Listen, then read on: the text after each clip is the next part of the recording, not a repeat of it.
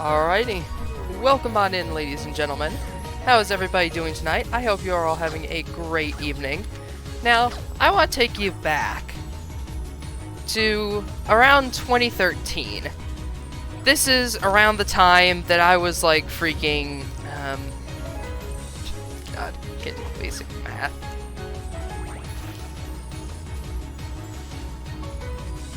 In 2013, when I was around like 10 or so with my laptop, and a game that enamored me for hours on end, that I haven't touched for ages, that was constantly getting new characters, new add-ons, etc.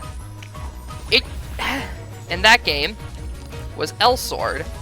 Now, I haven't played this game in years.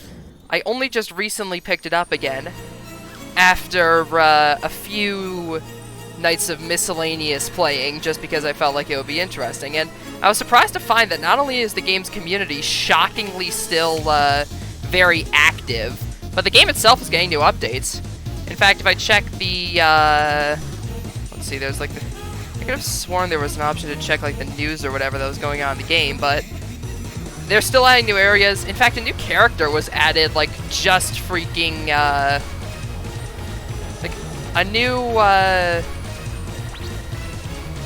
like, a new character was literally added just freaking, like, last week. So, the game is still being updated, surprisingly. But yeah, I figured I'd just do a chill night checking out what has been happening with the game since I have, not played it in, like, God knows how long, and see what has changed. Let's see. I suppose I'll start with this one, since this is, like, the stereotypical, high-end content. God, I forgot that I had a fucking maid outfit. Good lord. Alright then, this is gonna be interesting. So, this was my, character for the longest time. Hey. Good lord. But yeah, you could tell that the game definitely has the, like, stereotypical 2013 online anime game aesthetic, but like the early 2000s, but honestly, that's kind of what gives it that charm for me. It's that kind of like nostalgic charm, you know?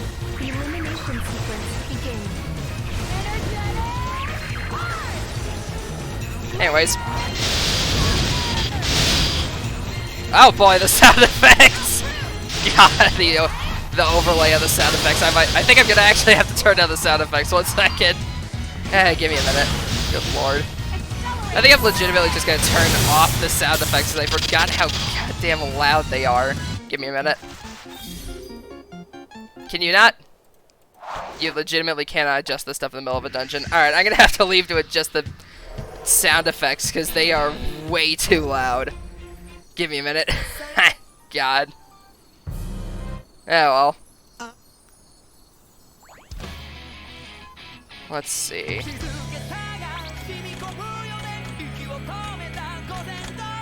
There we go. Yeah, I forgot how god awful the sound effects are. Ah, yeah, that's right, because you leave an encounter technically counts as 8 minutes. Hey. Oh, that's heroic mode. Alright. That's not that bad. But yeah, I used to play this game like eons ago. Oh, so it's surprising to see that the game is still going strong. Despite the fact that there are other like MMOs and whatnot, like Final Fantasy XIV, that are still currently around. But I figured I might as well check this game out as well to kind of like compare and contrast between 14 and other between itself, 14, and the other like MMOs that are currently available. The one thing that mainly kind of sets this one apart is the fact that it's kind of like a hybrid of a beat 'em up and an MMO, because you don't use your mouse at all. You mostly, for combat, you just use the arrow keys and buttons. The main ones is that you got all of your skills here actually mapped to different letter keys, and then the Z and X button are used for your 2 basic attacks, along with inputting directions, combos, etc. So it kind of has a more interesting control scheme compared to other MMOs, because with stuff like WoW and 14 and others, it's kind of like a strange hybrid between an action MMO and just a regular MMO. Because if it's like an action, or I guess rather a kind of a combination between a JRPG and a Western RPG, because you have more control than something like your standard MMO. Oh, because you actually have to, you know, like, use the X, Z, and X buttons for default combos. Those press the, all your different skills and everything, whereas games like 14 will just have you do, like, shift or control and then, like, a number on the number keys up top in order to use a skill, but it's definitely interesting to see the game. It doesn't have as much emphasis on combat as something like Skyrim, Lord no. It definitely does not have that level of, like, in-depth combat, but it's certainly above something like 14 in terms of basic attacks, which I will give it credit for. The attacks are as flashy as any MMO, and while granted the visual style has dated quite a fair bit, let's just put it that way. Hey, the game still holds up, at least in my opinion anyways. Like, granted it's a lot of, like, miscellaneous grinding and whatnot, but I still have fun with it from now and then. Every now and again.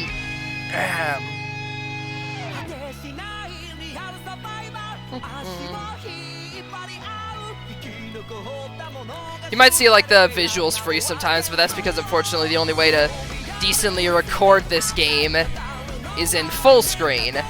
Meaning that I have to actually freaking tab out in order to, well, you know, check chat, like, stream stuff, make sure that the game isn't dying or whatever. Like, granted, I can still see my chat because now I'm fortunate enough to have, like, a 2-monitor system or whatever, but if I want to check on literally anything else outside of the game, I actually have to tab out. Which makes things a bit annoying, especially when checking something like, for example, my Spotify to make sure the copyrighted song doesn't come on, I don't get banned. Oh, how fitting, the two My Hero songs in a row. But yeah, as you can see, that Eve Fourth Path thing they advertising, that came out just last Wednesday, so the game is still being updated with content. Which is honestly impressive, considering the fact that the game is, like, free to download and it doesn't even have, like, any DLCs or anything, or even a sub fee. But that's mostly due to the fact that the game has a very extensive, like, shop or whatever where you can get, like, cosmetics for characters and everything. And granted, those cosmetics do come with, like, a default slotted ability. Like, for example, all the cosmetics in the game that you get are, like, accessories, and they come with different stats. Like, for example, if I take a look at my character, you can see that the maid outfit I've got actually does have some stat increases. Mainly, like, the fixed effect and the socket effect. But these are present on pretty much every single piece of gear, including, like, the free-to-play stuff. In fact, I'm pretty sure there are some, like, free-to-play gear items that are, like, even better than what I've got here. And I mean, like, way, like, leagues above what I've got. If there's one thing I do have to kind of, like, fault the game for, it's the fact that it has loot boxes. They call them ice burners in this game, but let's call a spade here. It's loot boxes for cosmetic outfits. Essentially, every once in a while, they'll come out with, like, an ice burner with, like, a new theme or whatever, and you have to actually, like, open a bunch of them in order to, see if you can actually, like, pull the costume pieces or whatever the heck. And the most insidious part about it is that most of the bundles for the ice burners come with, like, this. A costume trial that lets you try the outfit for 1 day. 24 hours. It's honestly insidious. It's a free value because that stuff is like the costume cube variant. Like, you get 5 of them, I think. And they're the exact same freaking they're the exact same price as the regular ones, so you're like, hey, I might as well get it because it's something free additionally with the loot box that I'm gonna be trying out anyways. But then it gives you like an idea of what the costume actually looks like, and you might find that it looks really nice, so you want to get it, but oops, you can't because it's Point is, it's insidious, it sucks, and that's one of the only things I have to complain about. The other thing is that it kind of suffers from, I'm trying to remember the specific name, but there's an example of this in like a lot of MMOs, where level 99 basically means nothing anymore. Like, content continues well beyond max level. Like, for context, you hit max level around the area of Atlas to Elysion, but then after that, there's Elrianode, Varnamir, and like 3 or 4, or even 5 more areas after this that all have a level range of 99, and yet their combat power requirements keep increasing. You know, going up to stuff like 130,000, 350,000, like further and further up and up. Hey Sable, how you doing? Which, granted, is a bit confusing. It's like, what's the point of getting to that point if it doesn't even feel special? Granted, they do kind of get around with this with L Resonance, where your experience goes into a separate leveling system that can upgrade stuff like your experience gain and whatnot. It's called they're called L Resonance points, which abbreviates to ERP.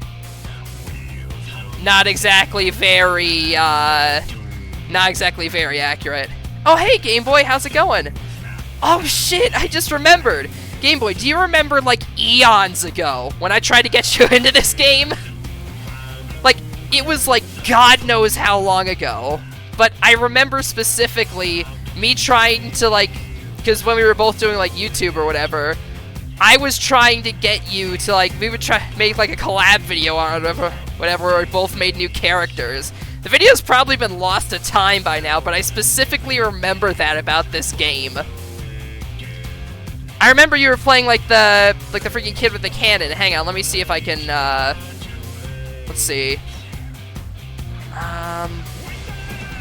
Yeah, I remember you chose, like, freaking Chung. Like, and I think I chose, like, Ad or somebody. God! That was, like, an eternity ago. Good lord. Oh, man. Yeah, for those of you who don't know, Game Boy and I go way back. We've been, like, childhood friends since as long as I can remember.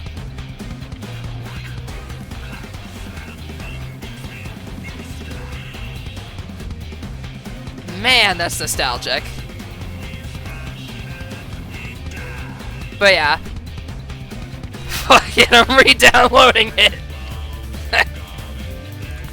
They are actually doing, like, a freaking login thing. Like, you log in on the first day, you get a full set of, like, maxed gear depending on which character you're playing. Like, for me, it gave me a full set of Elrianode gear. Granted, it's temporary, and I already have another replacement set for later. But still, the fact that they're actually doing that's pretty good. It's kind of like they're actively trying to funnel players through to the end game, because they're like, yeah, we know, level 99 is, like, the beginning of the game, so we're just gonna push you to the end. But, anyways. Main character I'm playing is named Eve. She's robot waifu. She's not the one shown on screen, because that's a different job. But, long story short, she shoots big lasers and stuff. And that dude's got a turkey on his head. Nice. But yeah. I can do this. Her whole gimmick is essentially giant lasers and robots and such. But yeah, the thing with this game is that, unlike something like 14, MP recovery items are extremely powerful. With stuff like, for example, the Ancient Fossil Pill here, giving you max HP and MP every 30 seconds as long as you have it. And during events, the game will give out, like, a crap ton of these. Like, you can easily farm, like, 100% HP and MP recovery items, meaning that people are almost always spamming their strongest abilities. Granted, I am no exception to this, It's like in some Minecraft mod packs where enchanted diamond armor is considered early game armor. Exactly. It's that kind of escalation. But they don't want to make new skills for it, so they're just like, screw it. Like, for a while they were doing that with regards to giving characters like a third job, which fun fact, the final job unlock is at level 99! I'm not kidding. I'm not kidding, you get your final job class at level 99.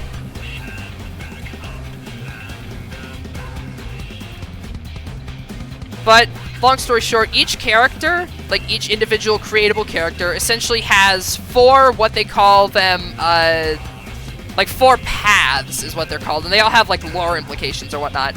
Some characters only have 3, but others have 4 because they've started adding the 4th ones because, you know, more playability. And for a while, originally, the paths only had 2 upgrades, which the second one coming at like level 50, and skills going out to level 90. However, now they have a 3rd and final transformation within that path, which you get at 99. Once you get the first path of the character, you're essentially stuck into that path on that character. So, for example, with Eve here, you've got 4 different paths. You've got Code, I'm trying to remember the specific names, but I think one is like Code Empress. I think it's like Code Empress, Code Warrior, Code Serial, which is the one I'm using, and then her newest one, which is Code Faultless. And all of them have like different lore implications for the character. Oh boy, I forgot how bad the frame rate can chug sometime. But, so for example, the whole thing is that Eve's backstory is that she is something called the Queen of Nastods, essentially like a race of robots in the universe. Second generation Queen of Nastods, who joins up with the party. And then her story can essentially go 4 different ways depending on the class upgrades you choose. The first one is essentially her fully realizing her battle capabilities, giving up on leading the Nastod people, and turning into a full-on warrior. Her second one is where she becomes a queen and ruler of the Nastods, and essentially summons other Nastods to fight for her. The third one, which is the one that I'm playing, is actually really interesting, because she essentially goes full-on her combat capabilities, sacrificing anything else. Which, essentially, that code causes a conflict with her emotion cortex, or whatever the heck they call it. The thing that processes her emotions. So she constantly has, like... Oh, dang. Another Ancient Guardian Wedge. She constantly has, like, errors and stuff happening with her code. So what she does with Serial is says, I'll use the energy produced by these errors with my emotion cortex and turn it into energy. And then the fourth one, which is the most recent one, essentially has Eve importing a sketchy code from a random dead Nastod she found into her systems, which causes a bunch of errors. So then she essentially goes crazy and makes a program that forces all of those errors into correct answers. But then that causes her to essentially turn into a psychotic queen who just thinks that anybody who isn't with her is just against her, and anything right is what she's doing.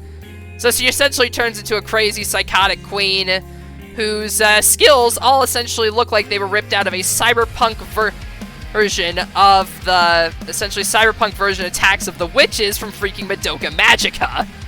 And I'm not gonna lie, I do like how the design looks. But yeah, that one just came out. She's got like a bunch of, you can essentially get a bunch of free gear and stuff for her by getting to those paths and whatnot.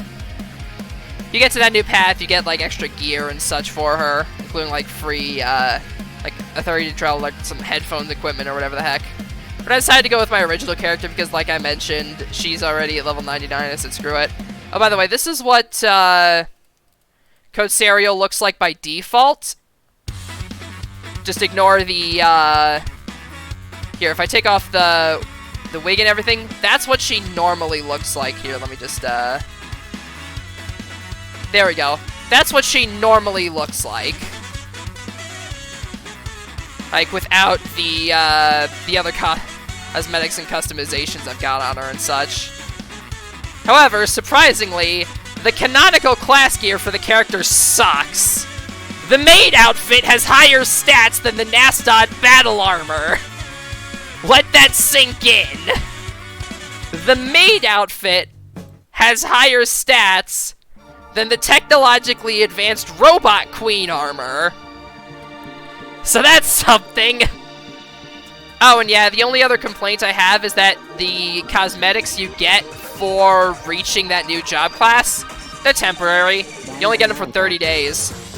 Granted, you can get, if you go over to, like, the market board or whatever, this game's equivalent of it, which is just called the board, you can get, let's see.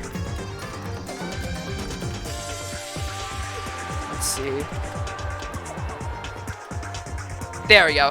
You can get, the events will sometimes give out costumes for your job promotion for 7 days, and you can buy them off the market board for a reasonable amount of ED.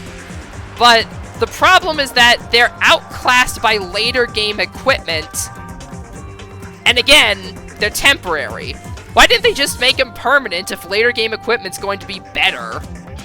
Like, it just makes absolutely no sense to me, and that's just one of the few things I have to complain about. Let that sink in, and then watch to tell you about our Lord and Savior, Jesus Christ. You hear that knocking at the door? Yeah, let that sink in.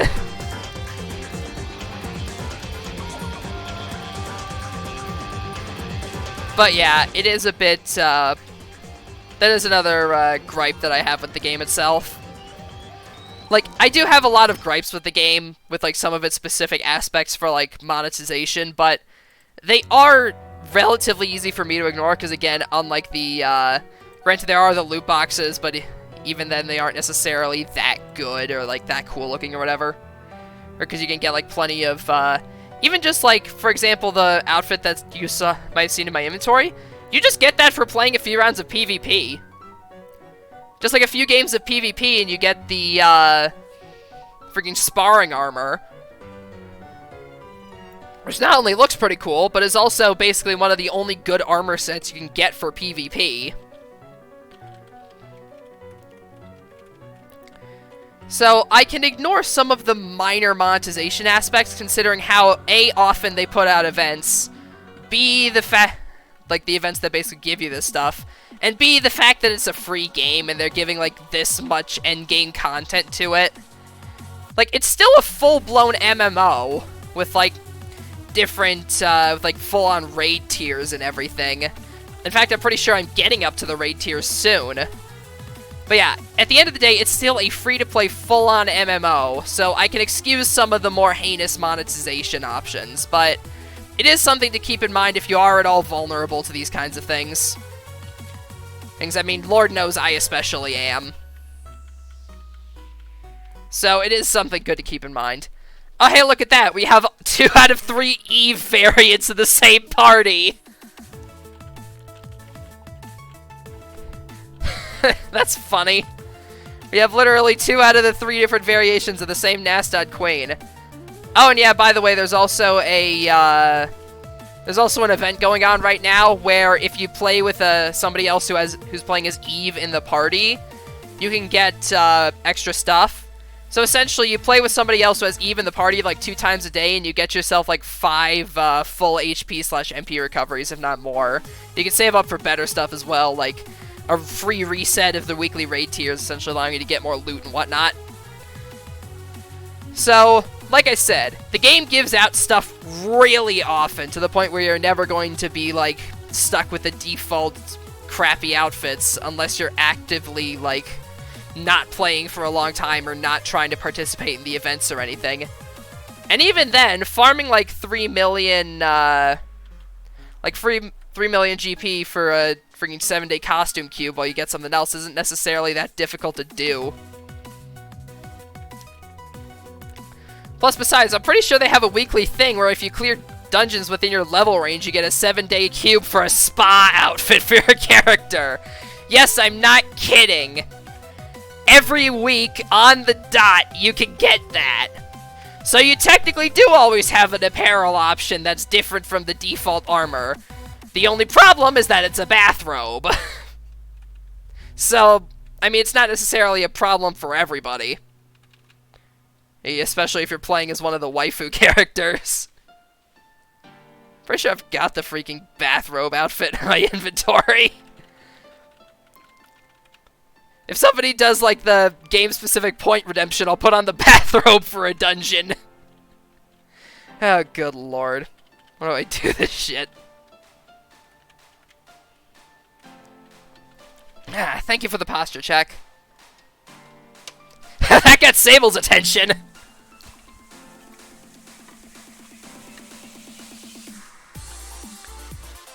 Yeah, this here. The spa robe outfit. I have 2 of them! Yeah, I just got this one the other day, and then this one's about to expire today. There's a white one and a pink one. You do the game-specific redeem, I'll put on the bathrobe for a dungeon.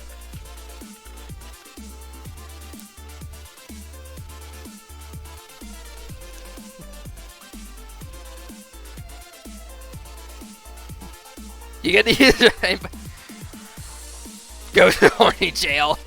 I'm offering it to chat. If it happens, you blame chat, not me. I am not the one actively committing the horny. I am simply the messenger. I am simply the potential messenger of the horny. I am not the one committing it. Alright. Oh yeah, and by the way, Maya and Lore is essentially like a 3rd generation Nastod, so different to Eve. Oh, also, you can do this. Ah, dang it. I gotta show the full animation. But yeah, you also get an ultimate skill. Eve's is where she sprouts giant angel wings and do lasers. Game Boy, you just told me to go to horny jail, and yet you did the game-specific redeem for the... Ah, fine.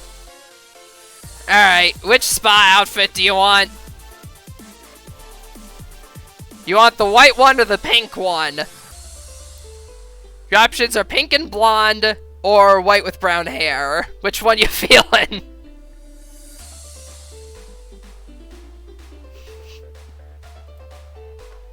Yeah, you get a random outfit variation for it each week.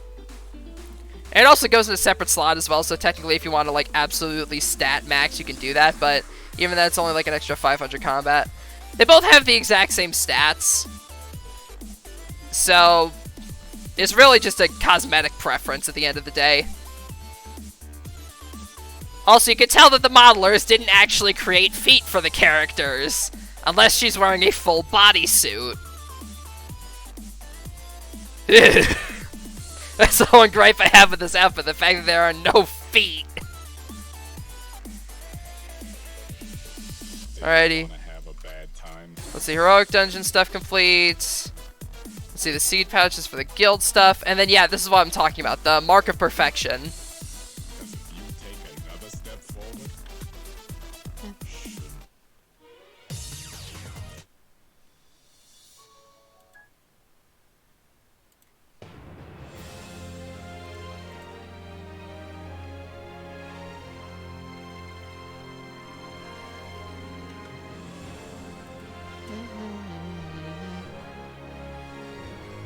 But yeah, for context for the specific thing, I'm doing the heroic mode is essentially a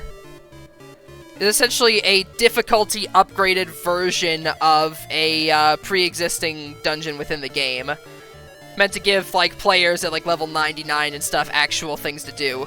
It used to give you an armor set a long time ago, from what I can recall, but these days the heroic armor is just a relic in terms of combat stats. So it mostly just gives you, it essentially gives you this game's equivalent of materia. It gives you like this game's equivalent of like max level materia, and items that can add extra, and items that can add what are essentially extra materia slots to your equipment. But the dungeons are really difficult for somebody, like, just unlocking them. Like, I've got, like, a decent leg up in terms of stats, and even I'm struggling.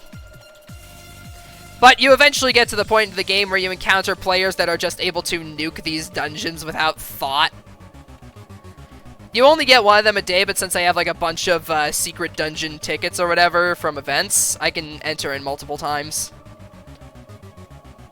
Which is very nice.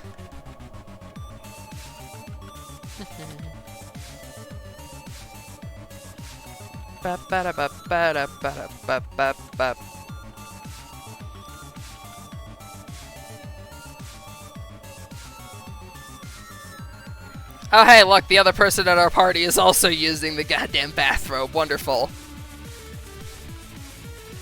I swear, half the time the game prioritizes matching outfits as much as who's actually doing the event. Like, I think the priorities for this game go in order of guildmates, matching outfits, people with actually high combat power.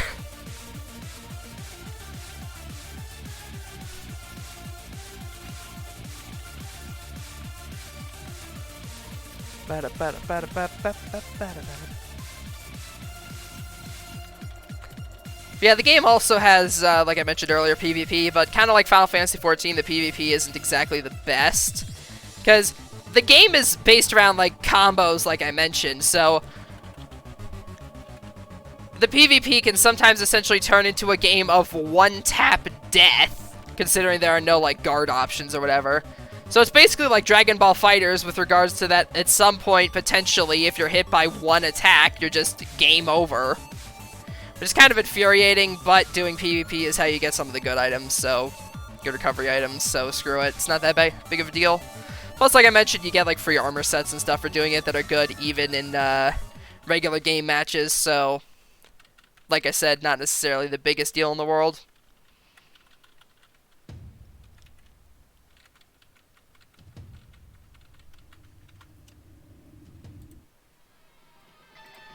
Like, you know, it's probably hard to balance, like, the overpowered abilities of single player with, like, the freaking, like, for example, my friend Eve's here. Like, for example, my Eve's got, like, photon lasers and crud.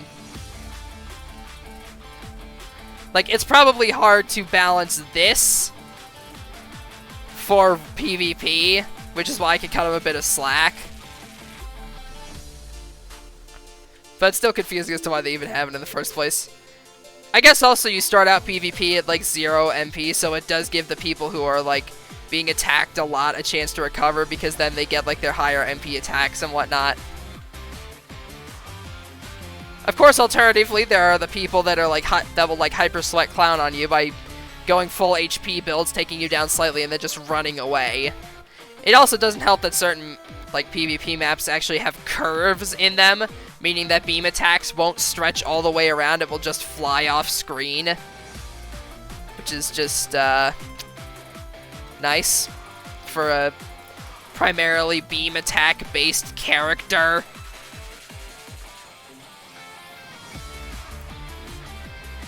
So like I said, game has a fair few amount of gripes, but I think it's maybe probably nostalgia, because I just cannot find myself hating this game at all. Like, at the end of the day, this thing has a lot to contribute to, like, modern-day, anime-themed MMOs, because this came out in, like, 2007. And I started playing it, like, 5 years after release. And the fact that they're still adding, like, new content, characters, etc. to the game, and it's still, like, completely free, just honestly just goes to show how much effort they are actually putting into the game. Favorite Sword and Shield waifu? Marnie, no question.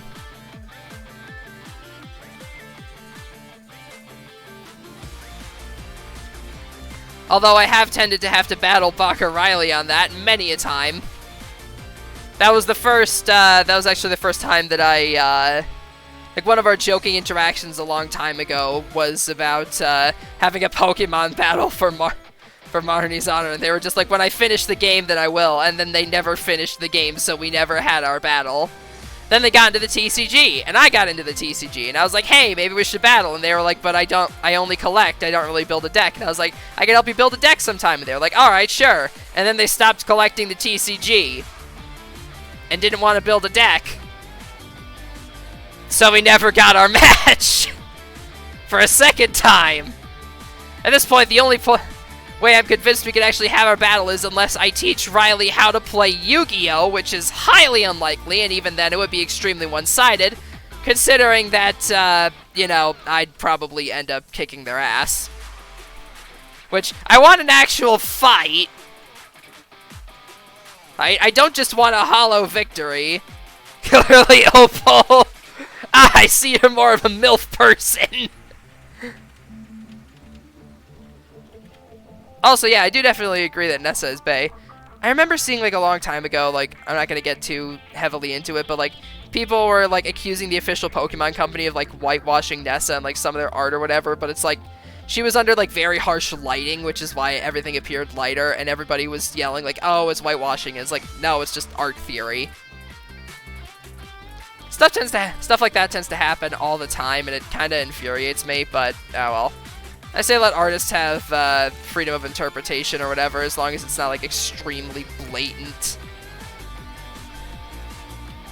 I mean, somebody having gray hair doesn't necessarily make them a grandmother.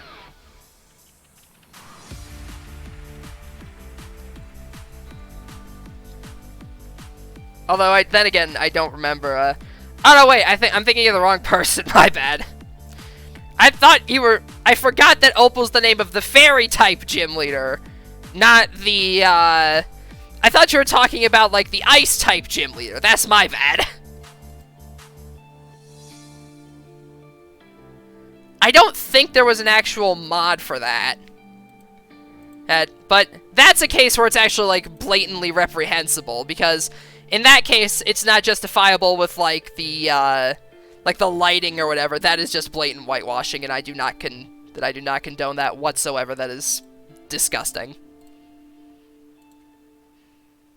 But in the situation where A, it was the official company doing it, and B, it's because, you know, she was under stage lights, I'm willing to give the benefit of the doubt that they did not intend for it to be, you know, offensive. This is the part where I get canceled on Twitter.com! I swear, at some point I want to get, like, a soundboard or, like, cooler redemptions. I remember seeing, like, what was I going to say? Oh, yeah, that's right. Somebody made, like, a green screen background thing of, like, Chris and Susie falling onto the screen. And then, like, Susie just starts screaming. I kind of want to make, like, a point redemption for that or whatever.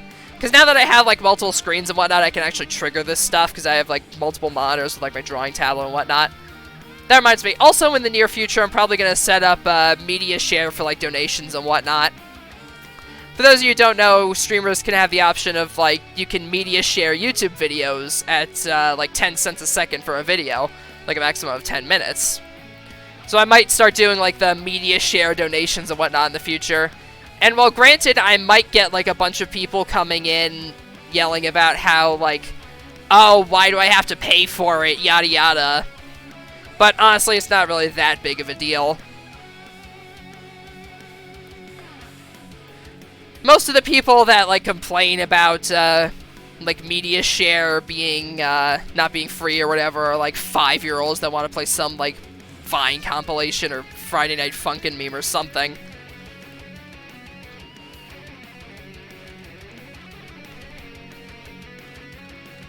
Or, like, plug their own YouTube videos.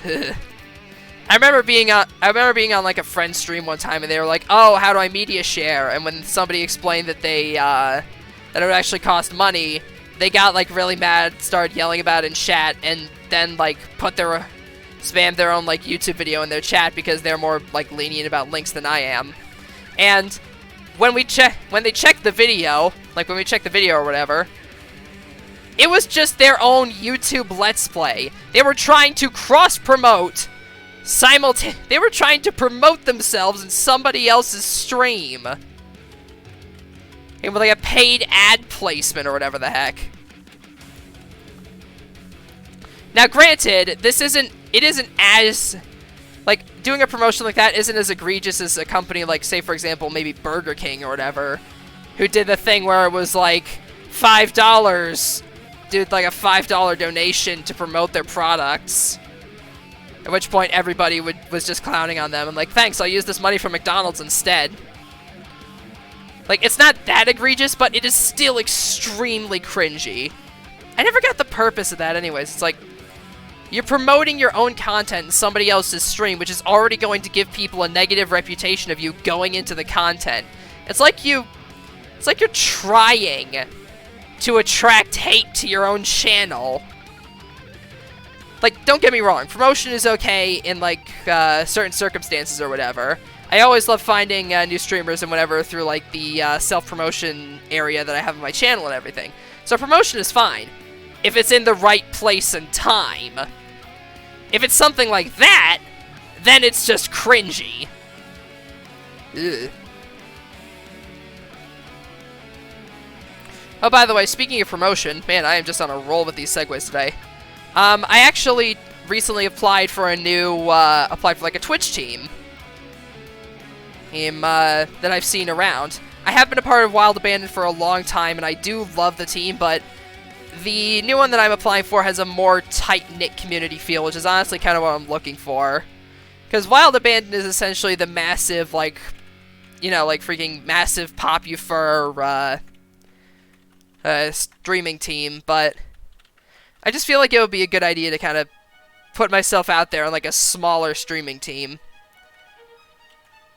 Like, granted, I don't know if you can be a part of multiple stream teams at the same time.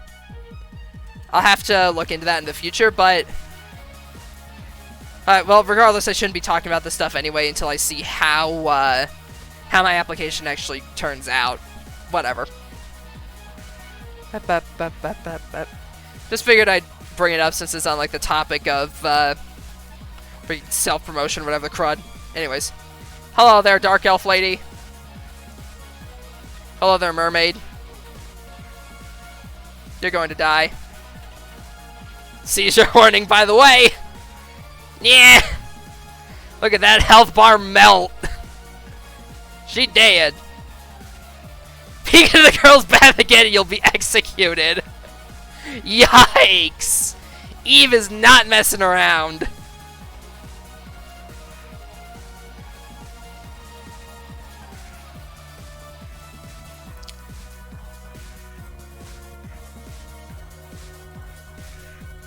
Let's see, have I think I've actually used the freaking wedge on all of my equipment. Oh no, there we go. Alright, so now I've also got, like, max, additional, like, placement of stones and whatever on my other equipment, which is good. Now if I could just build some, get some enhancement gear, then we should be good.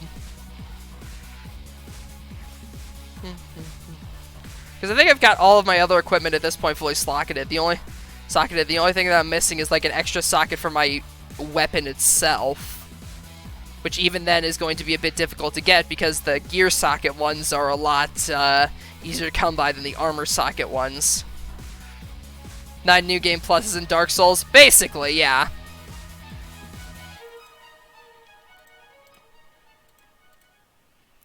But yeah, long story short, you can, you can enhance your weapons and everything in order to make them stronger, which increases, like, their base stats. However, the further up you get, the more of a chance there is for it to just reset the enhancement level or break the weapon where you can't use it, which sucks. But it's not that big of a deal because I've got everything at, like, +9 anyway, which is essentially the max, like, decent level you could actually get. In addition, this weapon also has, like, the special weapon that I've got, which you get from, like, a specific, grinding a specific event, has an additional option where you can use Mystic Stones in order to increase its stats. Well, Mystic Stones or Void Discs, but nowadays the Void Discs aren't a thing anymore because the dungeon that originally gave you the Void Disc shards or whatever the heck, they got rid of the Void Disc shards. So now you can't do that anymore, but anyways, I'm getting sidetracked. You use Magic Stone Enchant, lets you give different attributes to weapons and equipment and everything. And usually this equipment only has 3 slots. However, thanks to that equipment that I've been grinding up, they now have 4 slots. So I can put, like, the Magic Stones and such in there. Let's see, here we go, get some Advanced Magic Stones. Bop. I just want to get enough so that way I can actually craft, because there are specific, like, super powerful ones that you can actually craft by doing the heroic dungeons. So I go over here, past the nice bank teller lady and the accessory shard, to this guy, Glaive. He's the one that lets you craft the really powerful magic stones, like crit, skill MP cost reduction, like all the really good stuff if you get from him. And then after you get that, using the weekly stuff you can get, which are the heroic certifications, you can further upgrade it in order to make its stats better. Like, for example, this one just gives a 2 to 6% chance critical and minus 1% skill MP cost. The 2 to 6% chance is like the range in which it can be upgraded. This one's a 4 to 8% critical rate increase and a 1 to 2% skill MP cost reduction. Now, granted, this ability is halved on armor, but it's still really good. I'm trying to debate if I want to, like... Actually, this can't even benefit from action speed. Why do I even have that on there? Worth it! Critical 5%! Let's see how much my stats increase from this. Went up a whole 10,000! Nice! Then we'll give that to you. Alright, not bad. And then get another one. The Heroic Darkstone has, like, varied effects, but I think I want to go with the Refined Magic Stone since this one has a, let's see. Ooh, increased Awakening duration. I'm going to keep that. Because there are certain stats that'll increase your combat power or decrease it. If I check my, temp armor set against my current one, yeah, my full, like, my baseline armor set is at, 24,000, which is pretty good for, like, a baseline. 9 power, not counting my other potential stuff. Oh, that's right, I forgot, I haven't done the PvP stuff today. I'm not gonna bother with that. I don't want to rage on camera in, like, a non-rage game. Which reminds me, I'm actually doing, like, I made a bet with Kimono that if I ever hit, 300 followers, then I'll stream, Getting Over It with Bennett Foddy. So, you want to see me play Getting Over It with Bennett Foddy, you know what to do! Let's see. I could go do more of the, heroic dungeon events, but I kind of want to do, like, the actual, story events and whatnot. There's also the secret dungeons, which will get you stuff like barrier fragments and the, this is the best, like, level 80 gear that you can get, which is modeled after, like, the bosses and everything. And there are, like, there are a total of 7 different secret dungeons, each one of them giving, like, a different gear set and whatnot, and open on different days. It's still good to grind even, like, endgame where I am now, but still. Let's see. Yeah, screw it. I'll see if anybody's doing the Dark Elves Outpost mission, because I currently need that for 2 objectives. The story mission, and then one to actually get an upgrade for my character. If you could do a collab stream with anybody, who would it be? Anybody? God. Huh.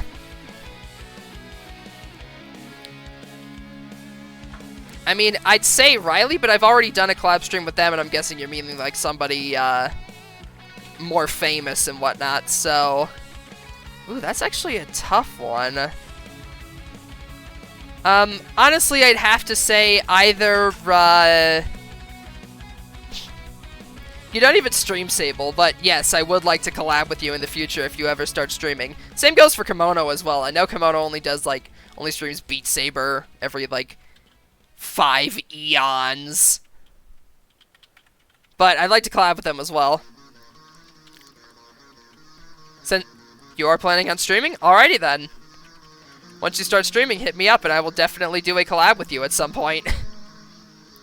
But yeah, if it would have to be anybody, I'd have to say, I could narrow my choices down to 3 individuals. The first one is Shenpai, because they're a streamer that does like Kingdom Hearts, Final Fantasy 14. They most recently did like a bunch of videos on like the Soulsborne games, which was pretty funny. And they actually they would do a bunch of videos on Genshin Impact where they spend absurd amounts of money on characters. And that just infuriates me because they have what I don't. But anyways, that point aside. And yeah, the other options are Farfo YGO, because he's one of the most popular Yu-Gi-Oh! Live streamers, and I kind of like his crass humor. Because he's not above, like, calling his chats morons and whatnot for stupid play ideas. And then the only other one is honestly Moist Critical.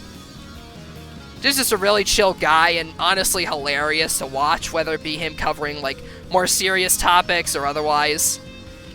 Dude actually has a Yu-Gi-Oh! Collection. I'm not kidding. Moist Critical has a Yu-Gi-Oh! Collection of pretty much every single, like, high-rarity card in the game. Like, he's got, like, freaking all of, like, the secret... He's got, like, all of the secret rares, all, like, the ghost rares and everything.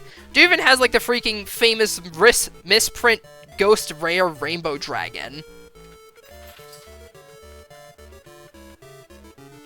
Okay, long story short, there was a ghost rare a long time ago. I believe it was, like, Elemental Hero, I believe it was, like, Elemental Hero Chaos Neos and Ghost Rare. In Ghost Rarity. But it was reprinted so that it instead said Rainbow Dragon. Dragon was the card's name instead. And those cards will go for, like, absurd amounts of money. But yeah, honestly, knowing the fact that, like, somebody who's considered, like, mainstream popular, like Moist Critical or whatever, actually has, like, a Yu-Gi-Oh! Collection kind of, like, gives me pride.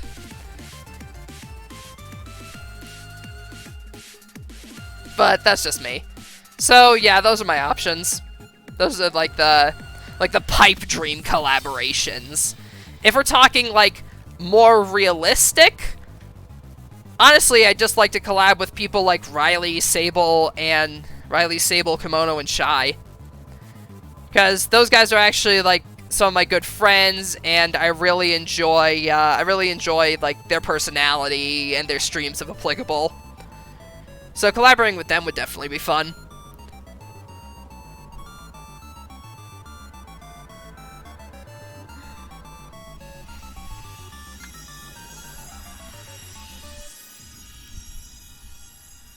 Yeah, those are my options for both, like, the extremely unrealistic and realistic options.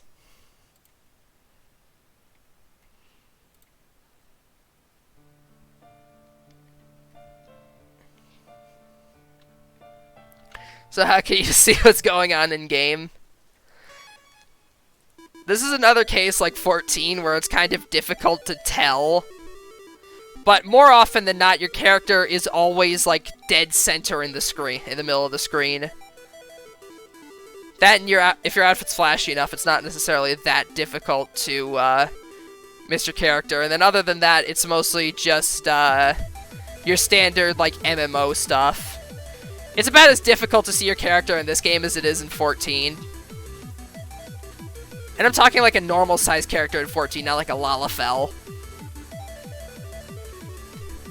Trust me, I did, trust me, like I mentioned, I got the freaking Mecha Dragon and did all of the EXs in Shadowbringers as goddamn Lalafell.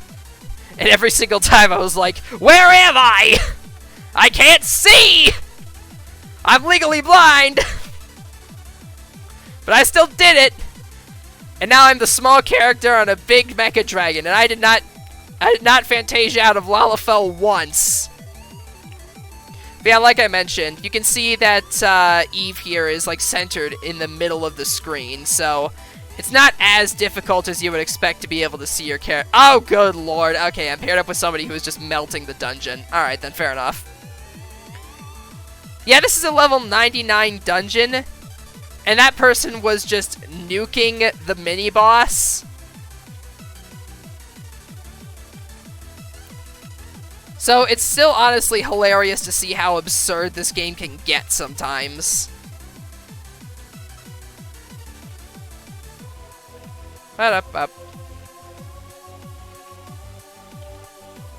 But yeah, I guess I'm mostly used to like this amount of stuff happening on the screen because, like I mentioned, I play MMOs on the regular. I've heard New World's somewhat good. I kind of want to get into it, but at the same time, I am already dedicated to enough MMOs as it is. So I think I'm going to have to pass on that for a while. Plus, the game is still in like early access or whatever, so it's not exactly the best performing. I mean, after all, this was the game that nuked people's graphics card because the FPS in the menu wasn't limited. Fun fact, by the way, during like the New World open beta and whatnot, they didn't cap the FPS that you could get on the main menu, which led to people getting like over 500 FPS and melting their graphics cards. They said it only happened with a certain type of graphics card, but reports from actual graphics card owners conflict this, but point is, they gave people their money back, which is good. Then again, the people responsible for the game are still part of, like, Amazon's game studios, so it's like, yeah, you know, they have the money. I mean, it's more of the, it's more the thought that counts more than anything else, but I still find it funny the fact that Amazon probably had to pay like $1,000 to scalpers to replace the graphics cards. Because with everything going on right now, it has been absurdly difficult to find graphics cards because of the virus and everything.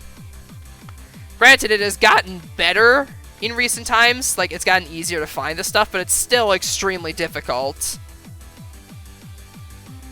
Or at least, like, still somewhat difficult. It's not necessarily impossible.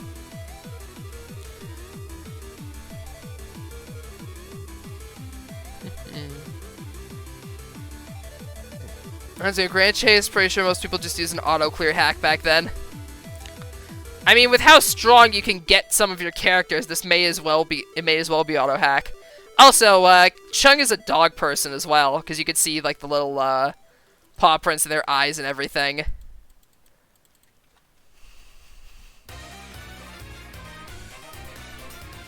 And there's like the little bits that kind of look like hair are actually dog ears. Get a little detail. Anyways. What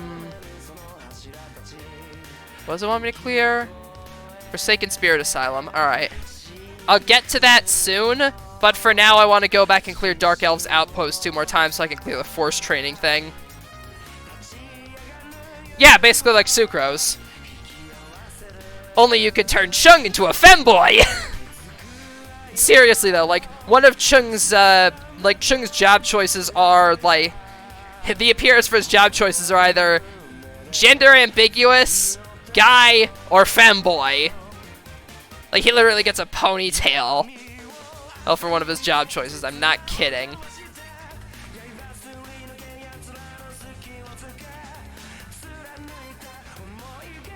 Oh yeah, Muda, I'll show you after, I'll go back to the character selection to show you after this dungeon.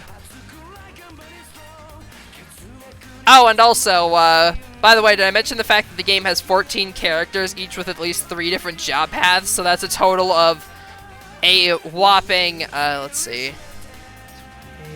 That's like 42. That's like, given some of the characters have like 4 job paths now. That's like over 50 different character options with regards to your skill set in an MMO, no less. Like, that's just impressive.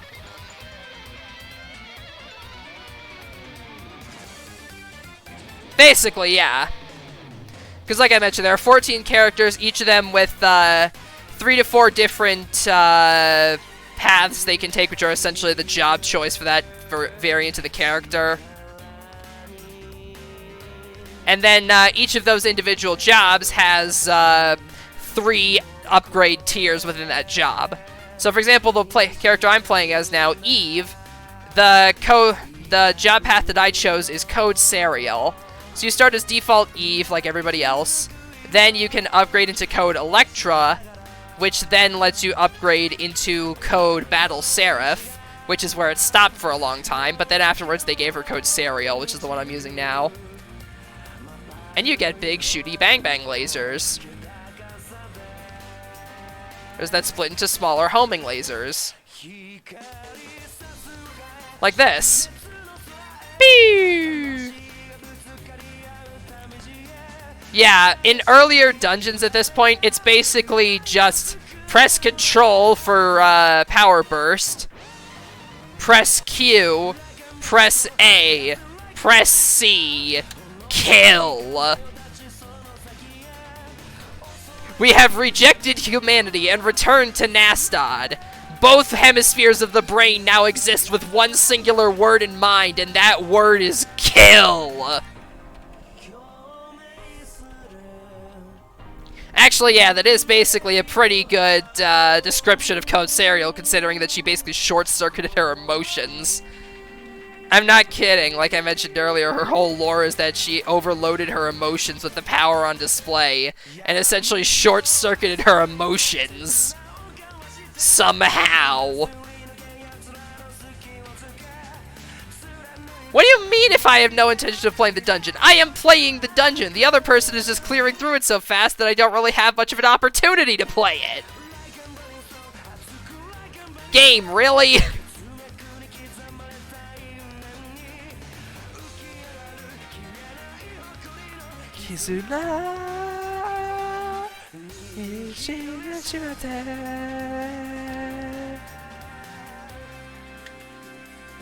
And it's dead. Alrighty, one more run through of this one.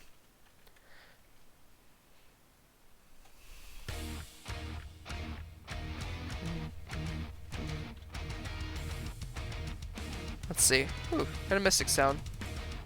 Neat. Bap, bap, bap, bap, bap, bap.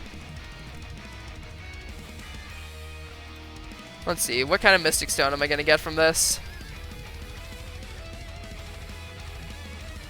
Yeah, another yellow common. Gosh dang it. But yeah, Muda. Oh, wait, hang on. If I go to additional character creation, we've got, yeah, like I mentioned, 14 characters with at least 3 paths each, with each having 3 different forms within that path. But anyways, for Chung, your options are his first path, which is just Femboy at the end. Pink flowy armor, ponytail, you know. Like, the interesting thing is that it starts off like a bit of a more, like Fury Guardian. He's got like the fur and everything on his armor, which then changes to Iron Paladin and Comet Crusader. He loses any sense of the fur and instead gets a ponytail. So that's interesting. Oh, and also he does this. I don't think that's how you use a cannon, buddy, but alright. You have his second path, which is just, you know, Edgelord Dual Pistols Big Cannon Boy. His hyperactive is this. Again, I don't think that's how rockets work, but alright. And then his third path is, full wolf bro. Full wolf boy.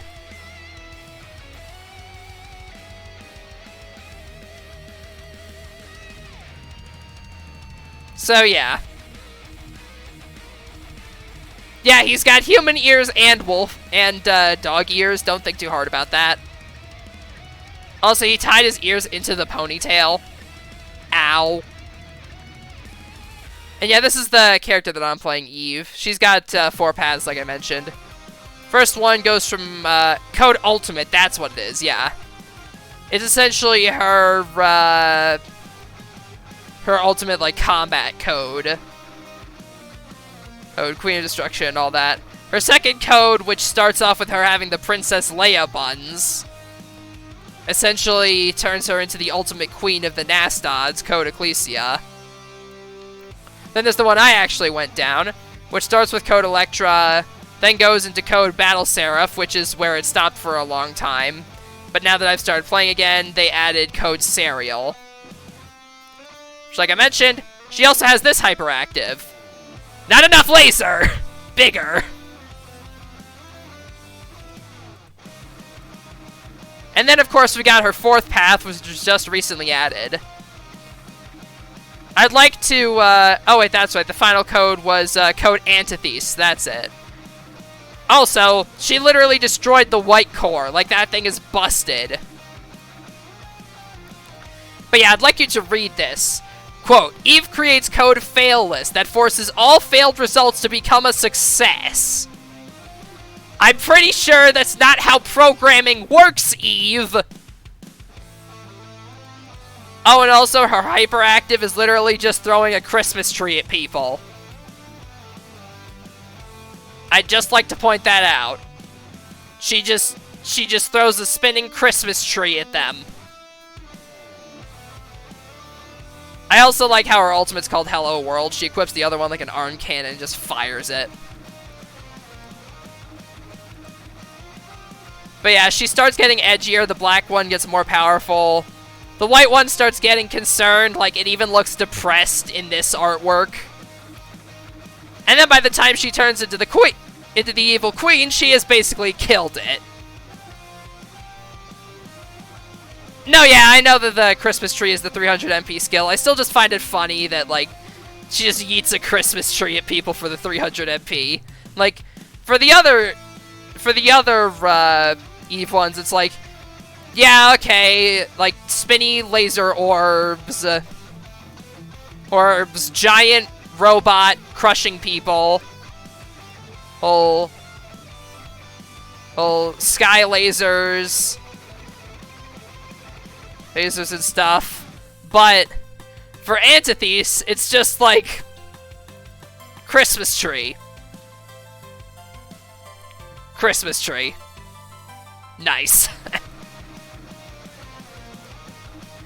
I might make a code Antithese character at some point. Well, maybe when they're doing like a new character event or whatever. Because I rarely ever make characters outside of like the new character events, because the new character events essentially give you like a massive boost so that we can start off like right away. She has some odd skill names in comparison to the other Eves. Like Rabbit. No, yeah, that's right. She has like some weirder skill names like Hello World and like a few other ones. Kind of going for like the Corrupted Queen, Alice in Wonderland kind of theme with the attacks, like I said, looking like they're ripped straight out of Madoka Magica. Which is not complaining at all. I absolutely love that aesthetic. But it's just funny that it's such a drastic departure from all of the other forms of Eve's attacks. It's like, all the other ones have previously had, like, physical metallic components. This one is just, like, just make them pink and black, and give them a crayon art style that looks like they were ripped out of Madoka Magica or a 5-year-old drew it. But, I mean, I'm not complaining. It's that kind of creepy aesthetic that I adore. Or, like I said, I am planning on making a code Antithese character at some point. I kind of also want to make a new, kind of want to make another Elsword character, because I haven't in a long time, and try out the fourth path that got added onto him, where he essentially turns into, religion incarnate. Alright, so I'm actually on my own this time, so now I can show you what I'm truly capable of. Pew!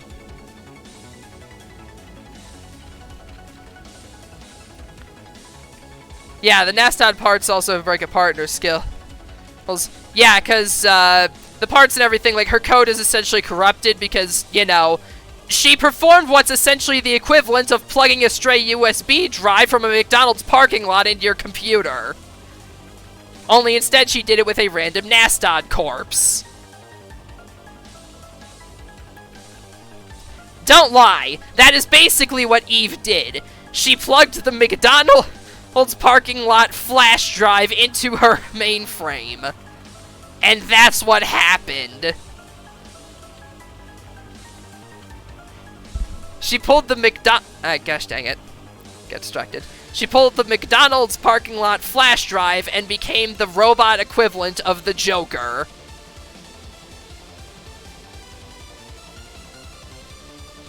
I mean, either that or the Red Queen.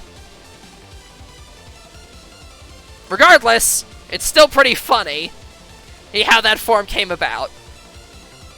Bee! Alright, I forgot that thing leaves like the stupid aura behind that prevents your skill usage or whatever the heck. Bee!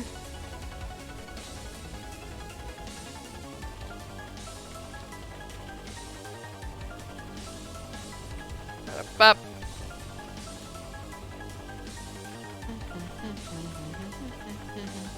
Ow. I guess I keep getting distracted. One sec. Alright, just had to check something.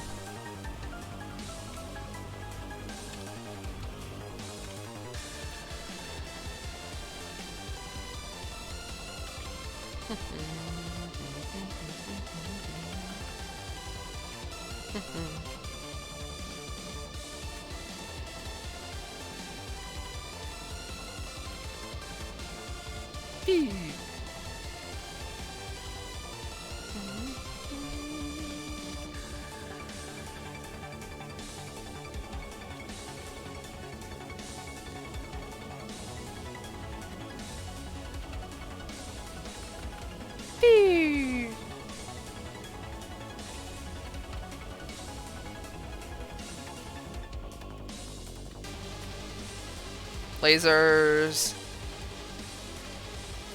Should have this thing down in a sec. There we go. That's the mid-boss down.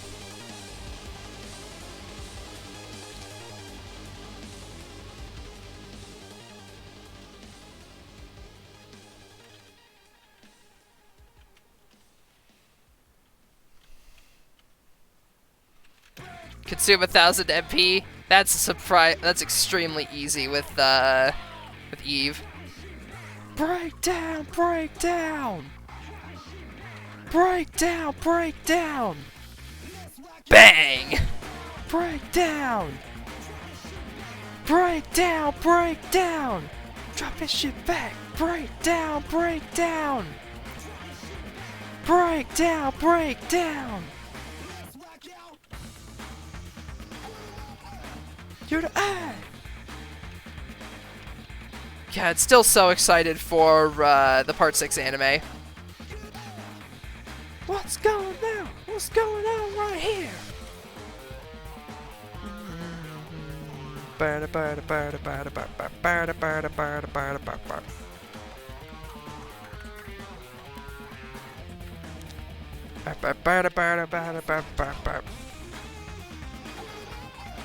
You're the eye.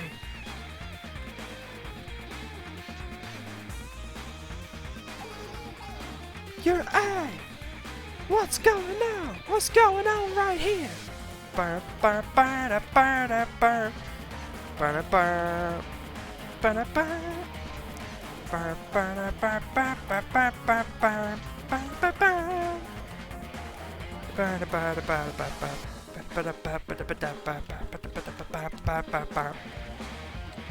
Ah man, love this song.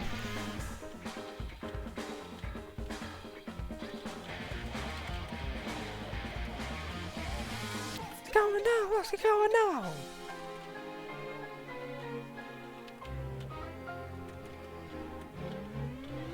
Wonder if I'd ever be like any good at acapella. Like I just do like a freaking Smooth McGroove style stream. Like people say I supposedly have a good like singing voice, so that's probably because of the fact that I have like such a good ear for like melodies and whatnot. Like I'm able to screw this.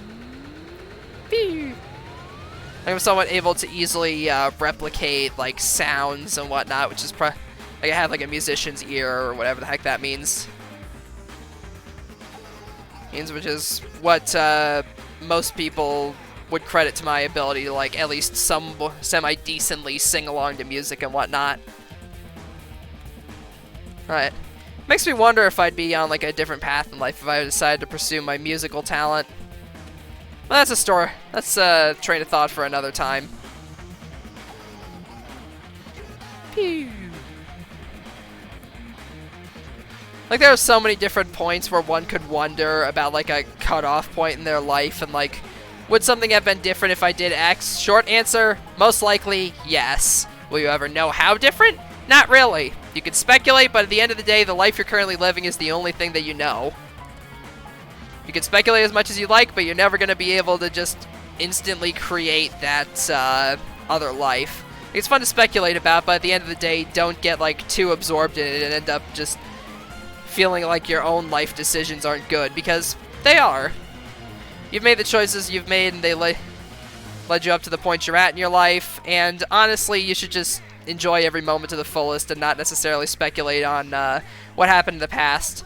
Now, this is preaching to the choir coming from me, considering that I tend to struggle a lot sometimes with regretting my past mistakes, but I've been getting better about it, slowly. I'm sure Kimono is probably in chat rolling their eyes right now, but I've been getting slowly better. Keyword being slowly. Anyways.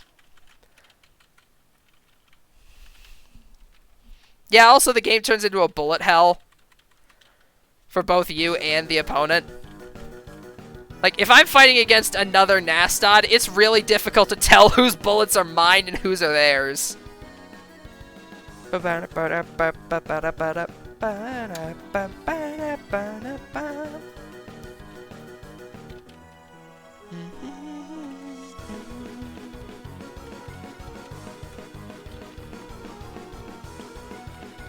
Pew!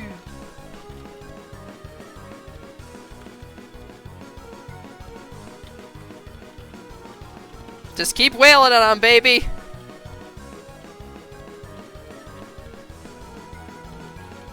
Just keep wailing on him.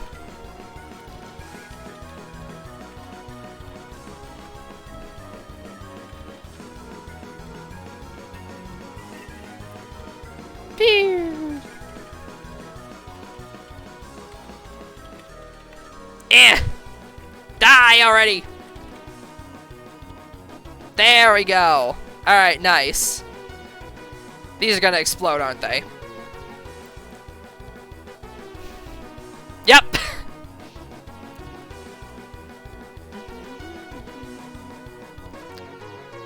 Alrighty, that's that done. So not only is that the Varnier mission complete, which gives me a bunch of Mystic Stone cubes, but also, that's the Mod Force training done. So that gives me an electronic move upgrade and an electronic fall upgrade. Oh, I get to choose. I'll take the electronic fall mod because I never use electronic move anyways. Let's see. So what does this do to change it? Create a powerful energy field that remains in front of you. Successful attack made during awakening will activate core attack. Huh.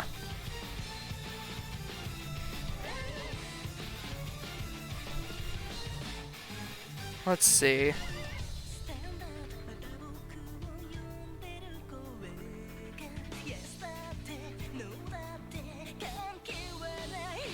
Let's see. I'm trying to think of what the primary difference of this would be, because from what I can tell, I'm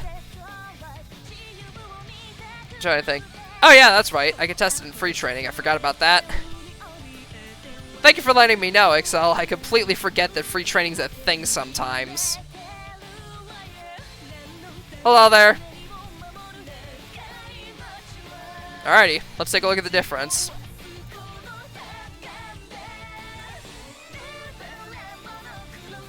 Alright, so first, let's see. Alright, so let's see, first things first. Once it finishes, electronic fall with nothing else. Just giant hopping attack. And then, electronic fall with the skill. Let's see. There we go. Blue arm reset. MP recovery. Ooh! Alright then! That's certainly an upgrade!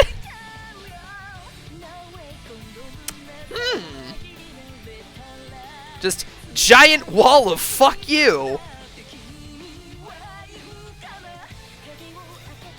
Now, granted, it's not as massive as the, it's not as, like, massive as the other one, and it doesn't seemingly stay around for as long, or maybe it does, but that honestly seems like it's a lot better, because it moves, like, forward and back to hit the enemies.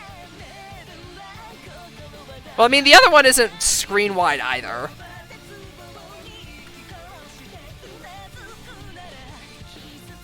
Like, this one isn't screen-wide by any stretch of the imagination. But the other one's really solid. Alright. So now, I think I'm going to go with the upgraded one, honestly. I never actually tested what Force Stream is like without the,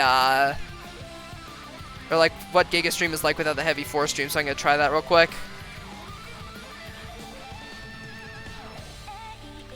Alright, so this isn't normally. Okay, so normally it's just a big, normally it's just a large laser similar to linear divider.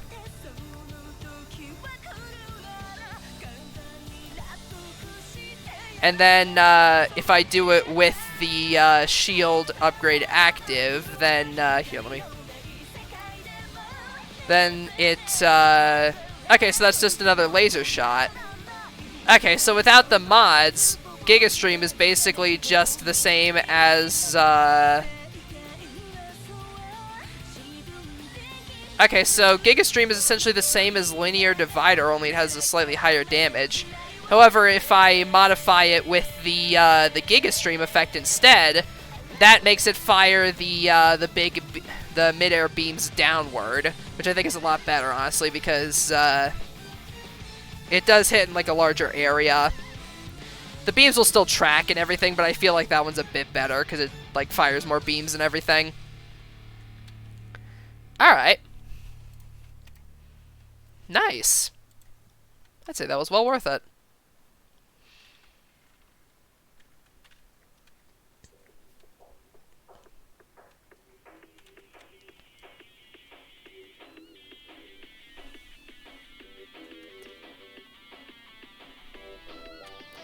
I forget, what does this give you? Oh yeah, just the rewards.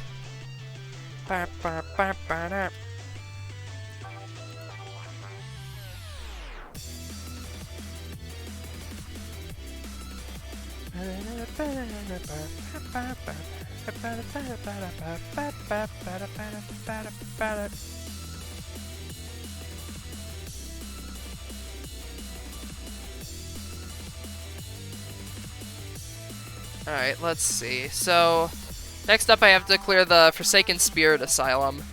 Ooh, but the combat level's a bit high. Well, what am I at currently? Currently I'm at, so I'm about 60,000 combat power higher than that. But I don't know if that's strong enough to actually clear it.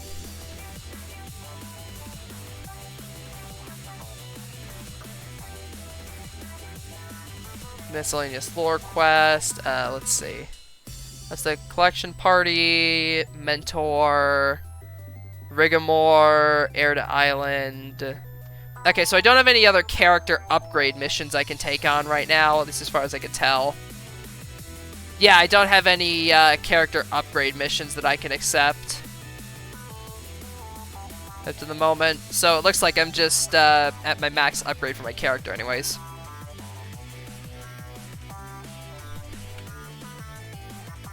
Because the only skill that's locked is Extreme Heavenly Love, but that happens when you marry another character. So yeah, I think I've got like all the character upgrades that I can currently get Code Serial at the moment. I still don't know what, I don't think I can unlock Master Class yet, so I don't necessarily have to worry about that. Getting more equipped forces would be helpful, but oh well. And then I know that these are the actual, like, raids and such. Yeah, because the other ones are just listed as, like, Varmir regular, so those are just dungeons in Varmir. Whereas these are the actual raids. Get you stuff like the demonic weapons, etc., etc. Both like regular and story are still like very very good to do. At least from what I could tell anyway. Like I said, I haven't actually done them, so eh. Anyways, on to Forsaken Spirit Asylum. Let's see if anybody's actually queuing for this. If not, then I may just have to clear through it on my own. The thing about Code Serial, like I mentioned, is that she's an extreme glass cannon, so I kind of have to heal a lot. In the meantime, I might as well do the free version of loot boxes by opening this treasure sphere and see if I can get anything. Powder mix, water, gold coin cube. I'm gonna wait and see if oh, there we go, 2-person party. Unless the other person flakes out. Achievement unlocked. You spin my spear right round.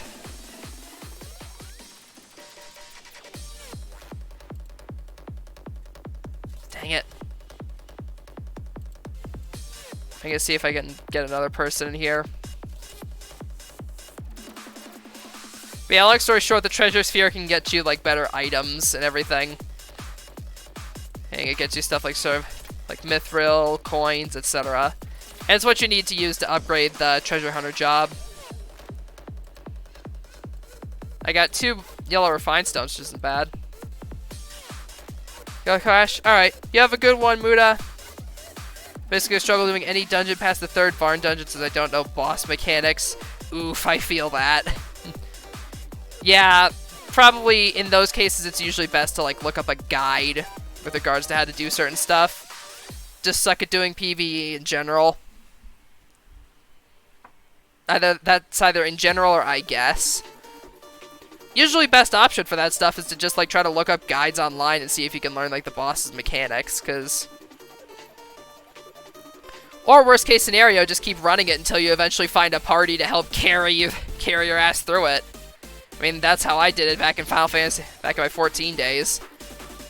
You know, before I started getting into extremes and realizing, oh shit, people actually need me to do stuff.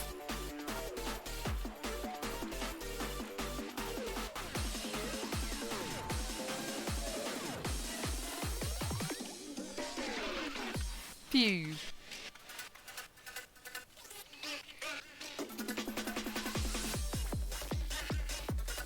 There we go.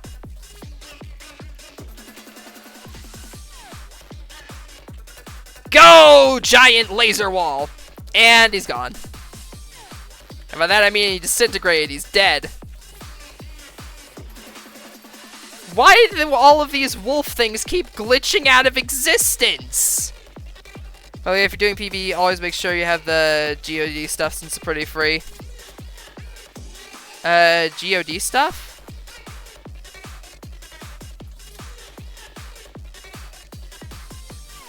Sorry, what do you mean by the GOD stuff? I guess dang it, I got stuck in like a freaking loop of getting killed.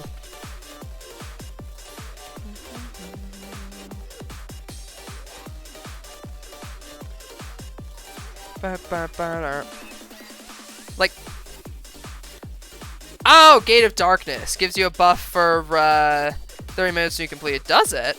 Huh. Oh wait, no, actually, yeah, I think I remember that. Oh no, wait, that's right. Doing like the gate missions gives you a buff after a little bit. Huh. I always forget about that. Like, I only figured it out like just recently, but yeah, I need to start using that more. Any advantage I could take, I guess.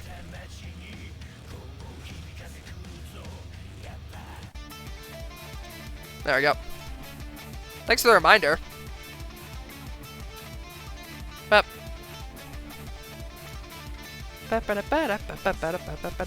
Whoop. Go, Cyclone!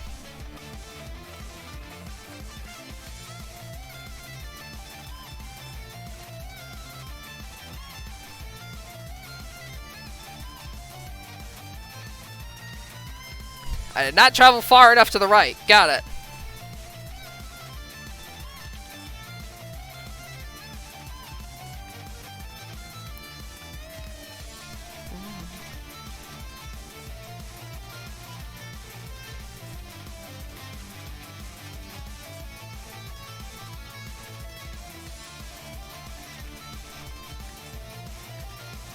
Alright. The one thing I kind of dislike about the dungeons is when they're more platforming heavy. Like, I don't necessarily like platforming heavy dungeons, because it just feels like the game isn't necessarily built for platforming very much. So it just kind of feels shoehorned in my opinion. But, well. Pew.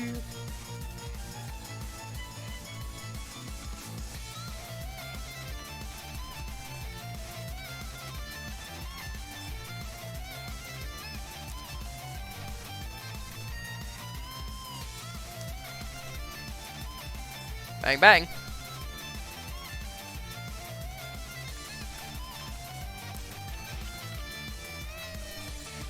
I still love that that attack. She just drops a keyboard on her enemies. It's great.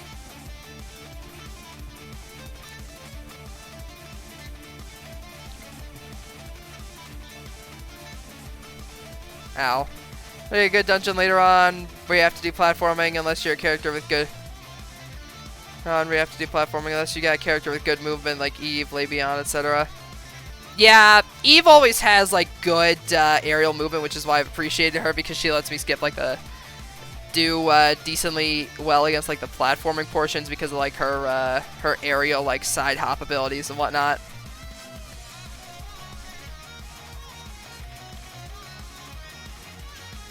Like, I know the game advertises this as like a genre blend MMO, but the platforming isn't necessarily the best. Unless you're playing like a more floaty character like Eve. Oh, hello there, sir.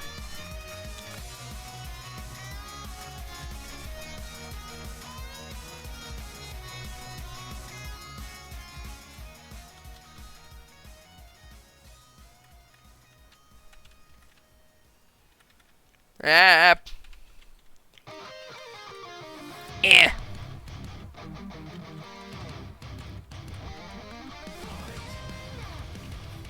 Ow. Okay, this is my first time actually fighting one of these like much larger bosses. I'm enjoying this. Ow. Well, I was until I got flattened.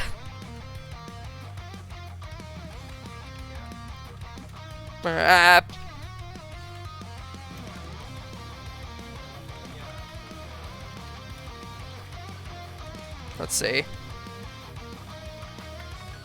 Eh.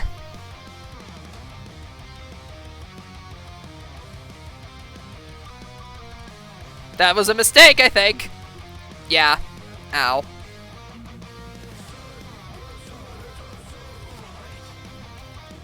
I think he did. Hang on.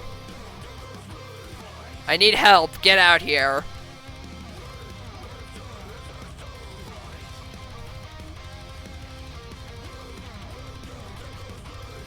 Yeah, I think he ran out of res stones.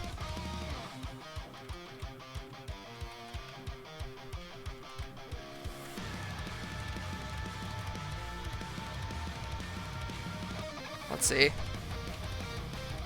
Ah, good grief, he's dead again.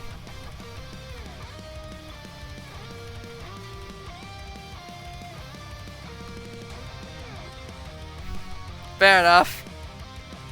I guess I'll try to beat him on my own, I suppose.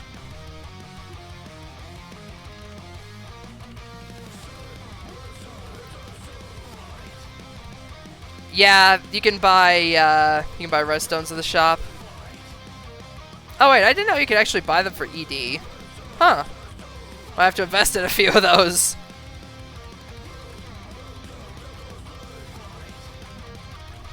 Eh. I used it too high up. Ow.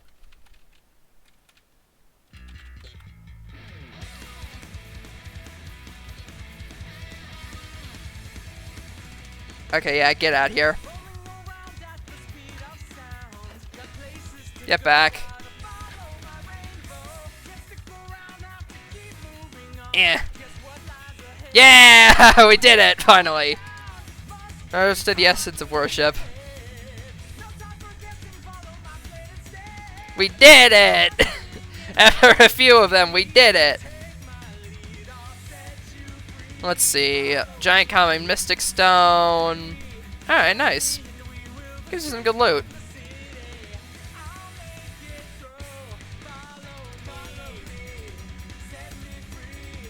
Saved the little spirit. Alrighty, and then we gotta go back into it. Honestly, there's one thing I gotta give the game is that the title art is hilarious.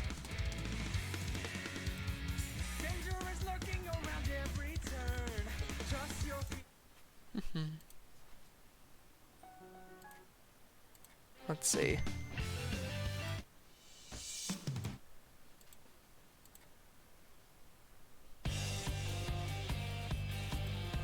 Alrighty, here's the item, I'll chat, but don't look at it for too long because we're not going there.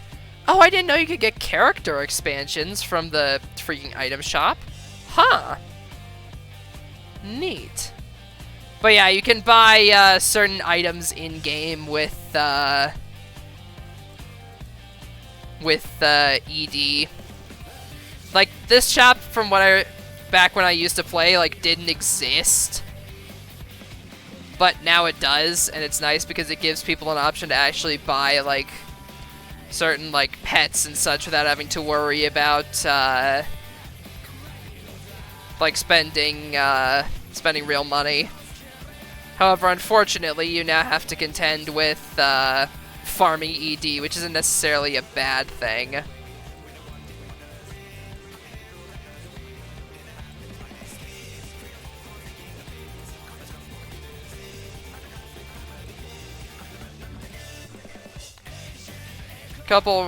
Yeah, the couple's ring is 100 million. I think you need fetch aura. The foe repent now has a free permanent fetch aura. Huh. Nice. Yeah, you could also get apparel and stuff. Problem is, in terms of ED price, it costs your firstborn child. But farming ED isn't necessarily that difficult. I just don't really have the patience for it. I'll probably eventually farm for the Mystic Pet because look at how cute it is. Plus it's a robot, so that goes well with Eve.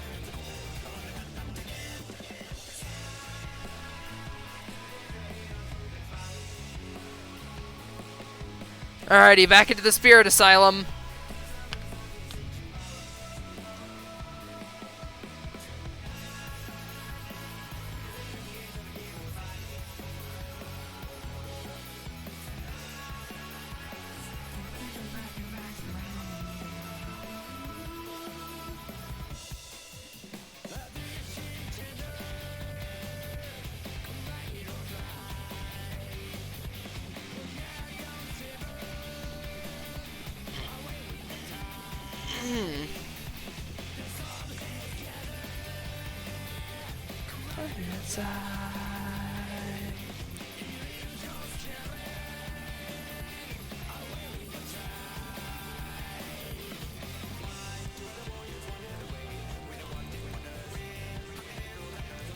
Once I get EXP gain up to 100, I'm gonna go and start farming up like the other upgrade stats or whatever for L Resonance, because that's actually going to increase my combat skills. Like starting with the active tenacity, strength, and bravery skill damage, then like the polarized, then the boss monster damage, etc., etc. Going down the list in the middle. Oh, hey, that's the other edgy white cloaked Elsword variant that basically turns into an angel.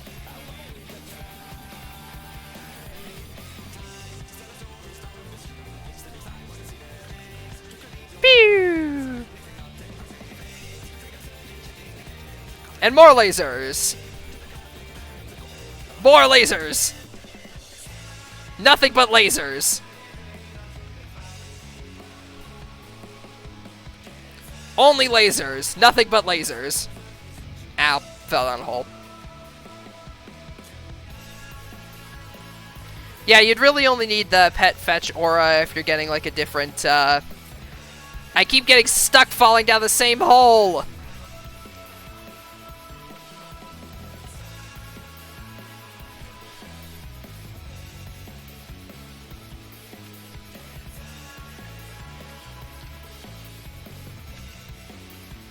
There we go.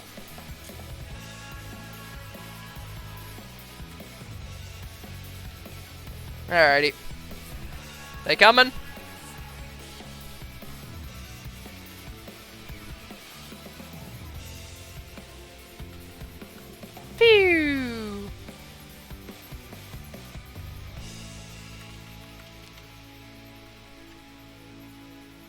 Alright, how many of these gosh dang Forsaken Forest Spirits am I gonna have to kill? Meaning how many, well, I know how many I have to kill. I'm just asking how many runs of this I'm gonna have to do to kill all of them.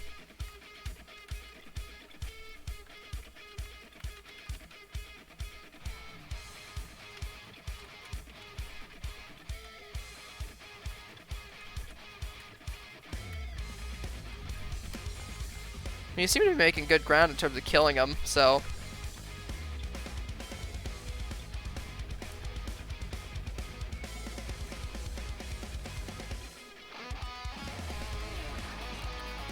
Pew!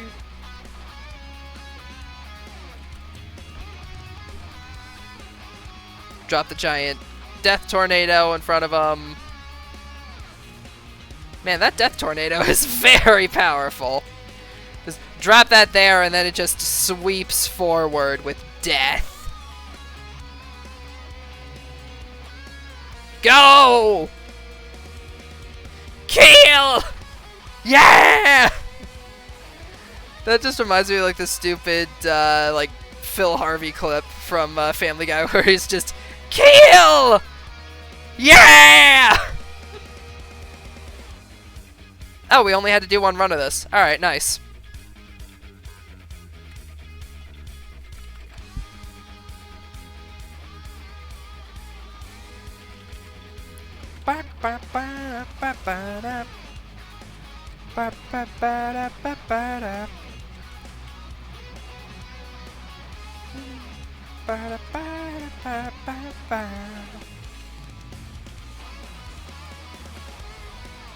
Go, tiny electro balls. Death. Yeah, the best part about this is that basically all of my skills in Awakening mode now trigger the little laser turret that she gets. Because every character in the game gets like a special character-specific boost when in Awakening mode. So for example, for Eve, most of my skills will now trigger this the little laser turret falling behind me now that I'm awoken, to essentially just shoot out a bunch of little mini lasers.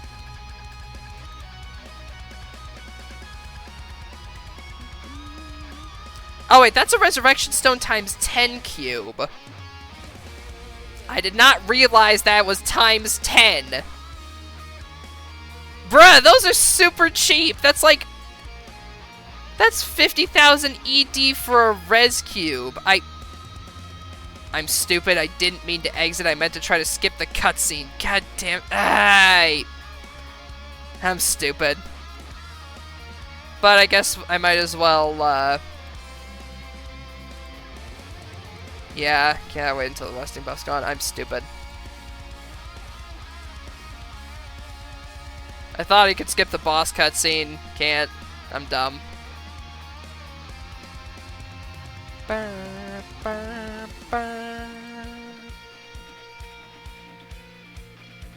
While I'm here, I might as well go see if I can get a better Mystic Enchant on my weapon.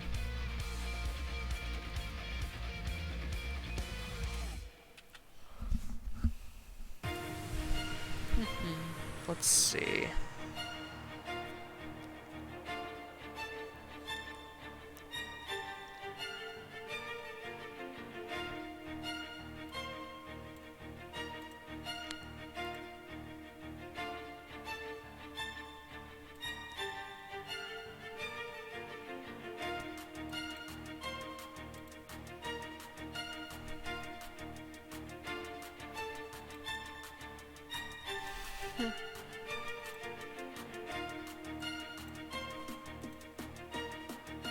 Nah.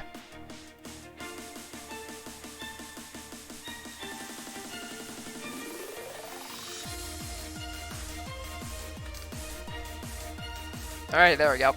Back in.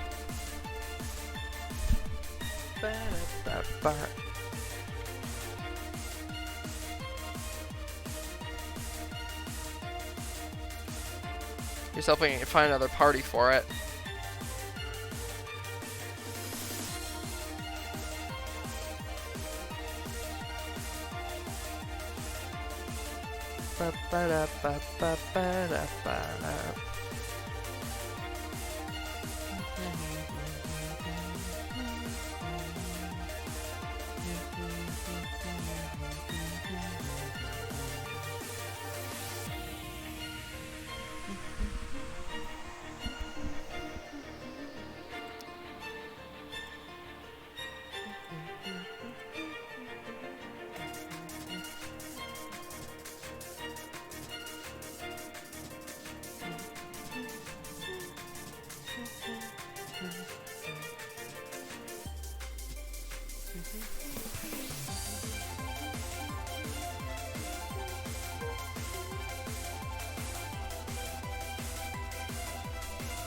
I don't think anybody else is gonna show up. Seems like I gotta run Forsaken Spirit Asylum myself. Oh well.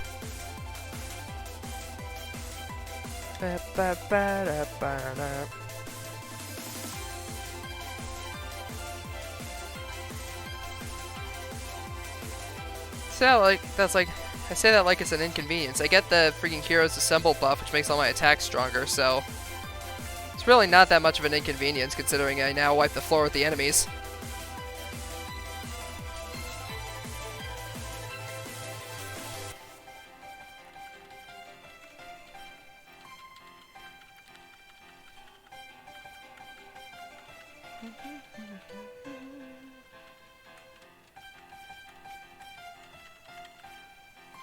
Pew.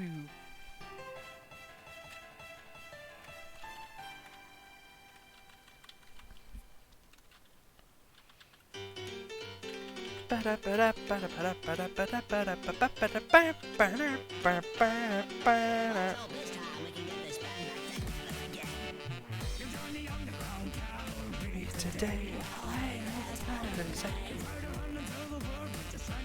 fucking cave. My friends,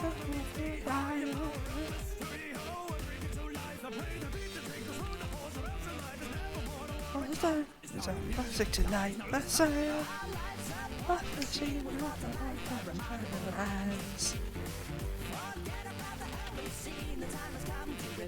fans. Vienna for the ritual, please.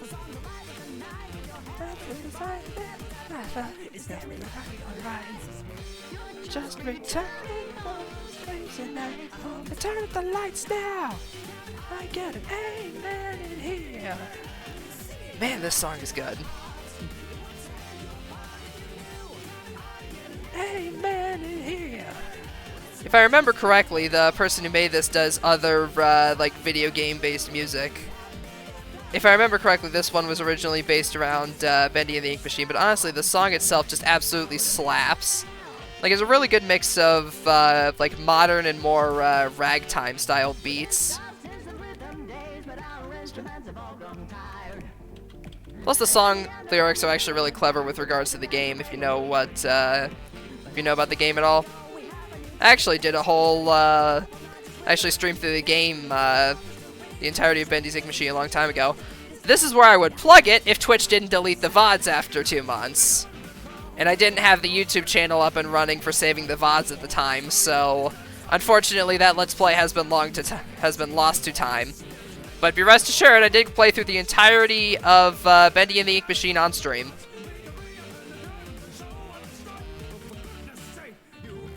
Just believe!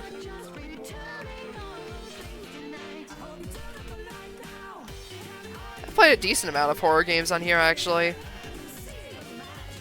I'll probably have to play, I really have to play Resident Evil 8 at some point, because I played Resident Evil 7 on the channel a long time ago, back when I still had my Xbox before I left for college.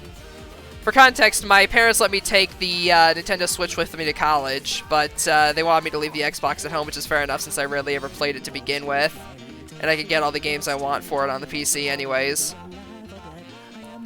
But that means I don't have access to games like Dark Souls 3 and Resident Evil 7 anymore unless I want to rebuy them or something. Because unfortunately the Xbox app does not let you use stuff between PC and console unless the console is in the vicinity. Which is unfortunate, even though the Xbox knows that I own the game, it doesn't let me play it. Which is a bit sad, but oh well.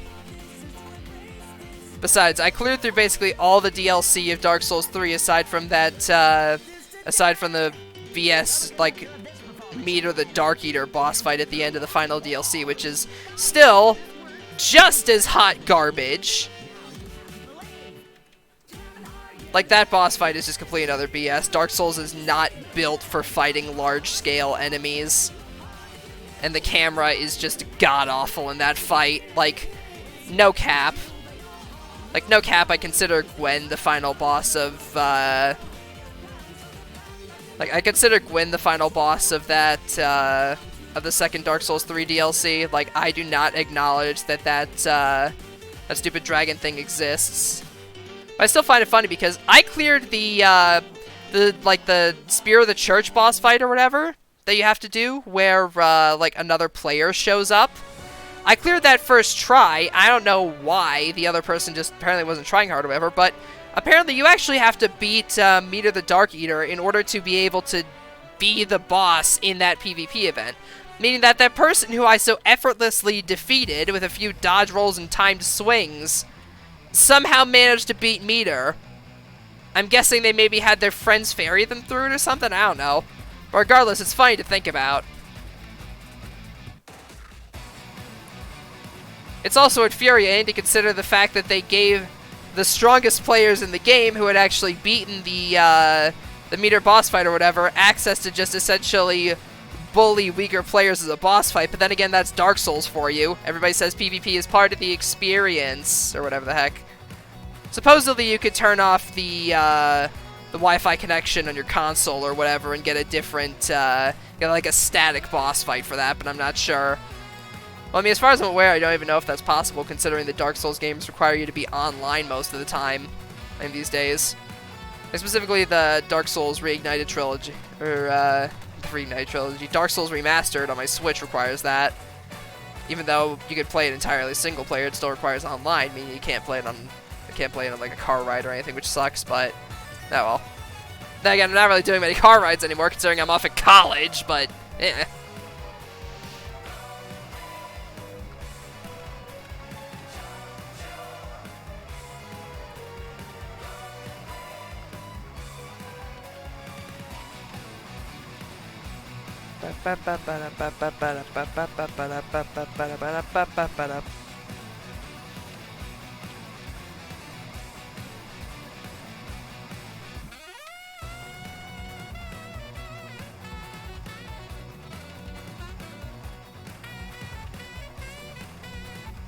Okay, thank goodness I avoided that enrage. Ow, I didn't. Never mind.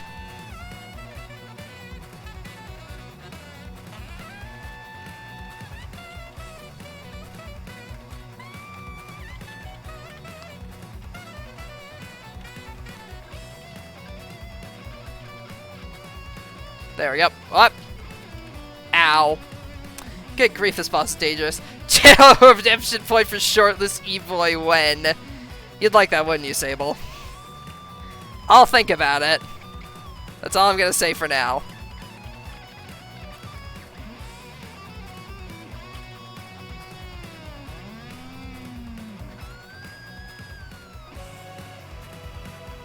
Eh!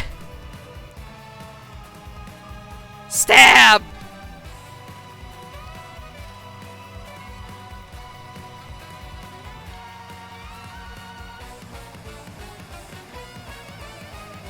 Like, I'm gonna be honest, to me, some of this dude's attacks feel like they're practically impossible to dodge. I don't know, maybe I just need to geet good, but I feel like some of his attacks are practically impossible to get around. Like that. Like, I know there's the trick to, like, avoid enrage or whatever, like the game mentioned earlier, but it's very difficult for me to avoid enraging him when, you know, it's only me fighting the boss.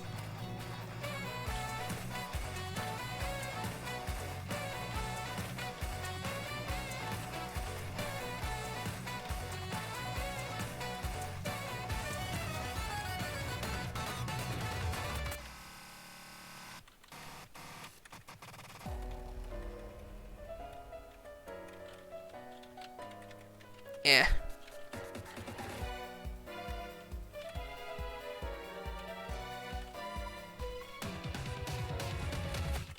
Throw that.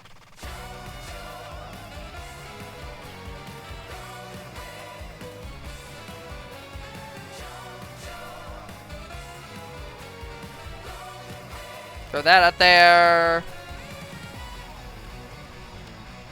Hey, like, you destroy the middle market, then he immediately kills you. Or E-Boy and Trunks in either a really good hot dub or a horrible JPEG of one.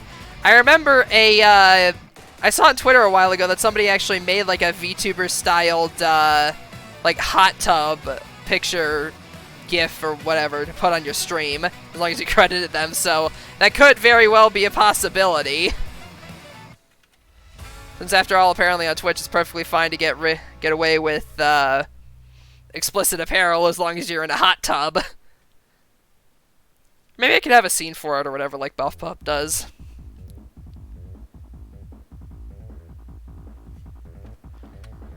But regardless, that's the dungeon done. That horrible boss. Anyways. Let me guess, I gotta do it again!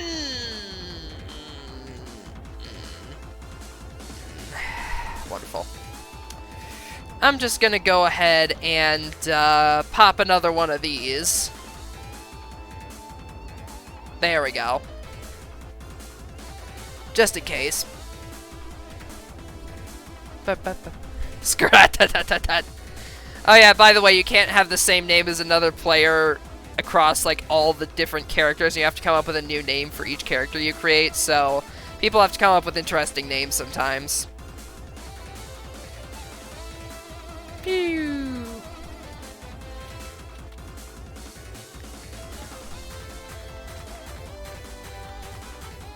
I honestly really now like my the D attack, because it's basically just an energy tornado.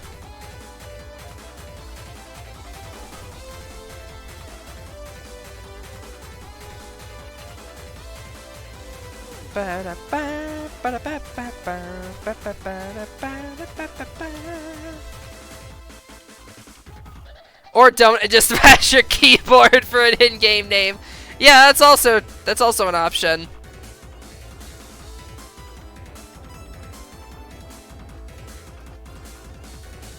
Like, it seems like what my teammate here, that's what my teammate here did. My muscle memory keeps trying to make me use the D ability when an enemy is behind me when the attack column or whatever is in front of me.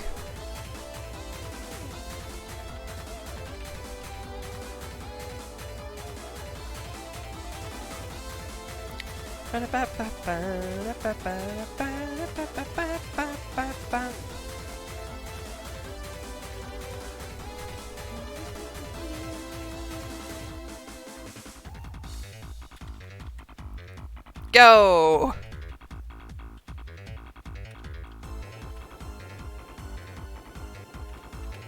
Yeah, the giant like laser column attack or whatever that the Nastad you summon does, even though you get that attack at like the very beginning of the game, it is still absolutely fantastic for clearing out large groups of enemies, because as good as the lasers are, if you're using like the upgrade with energetic heart, if you're using like the energetic heart skill, then the lasers will turn into like the little tracking ones that you saw that don't necessarily pierce enemies.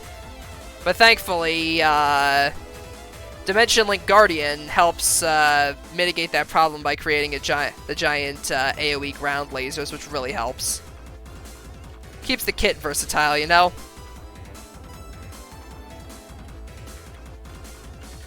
Pew. Eh.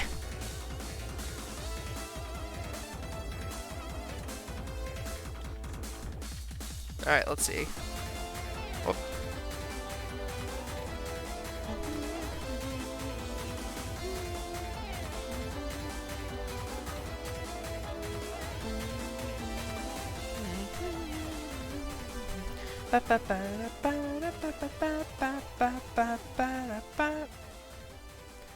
Alrighty, Nephilim Lord. Hi again.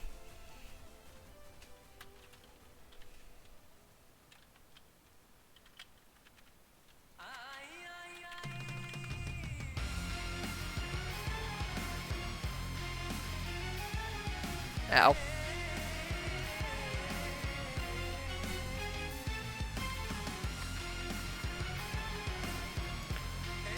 Stabby!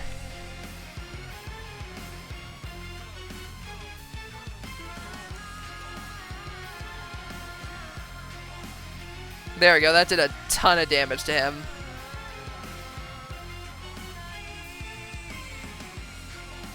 As long as we just keep alternating our mark damage, we can kill him in no time.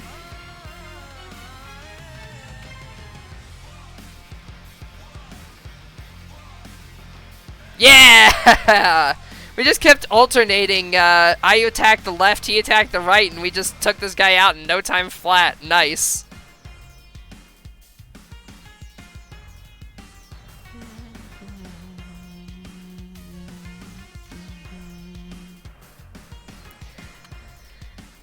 Alrighty. That's Nephilim Lord done.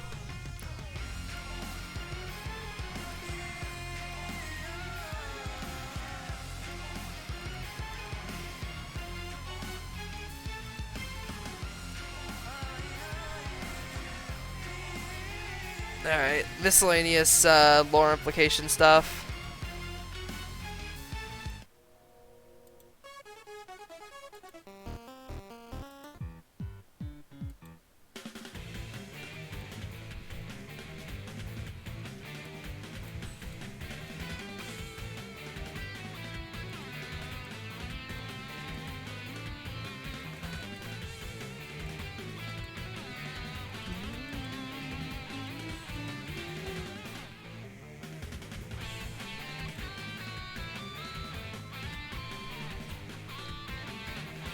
Alrighty.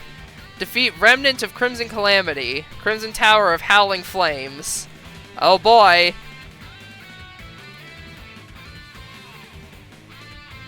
Do I do the story mode version of the... I'll do the, let's see, not all rewards available in normal mode will be available in story mode.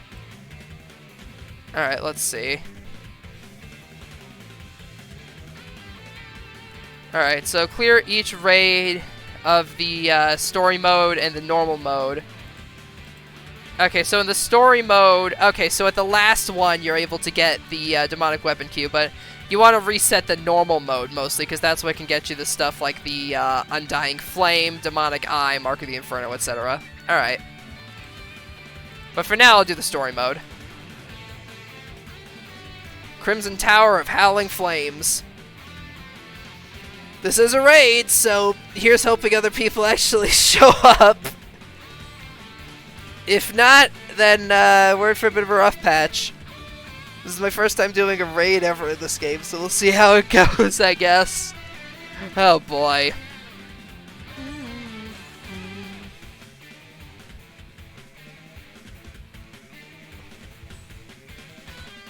Ow.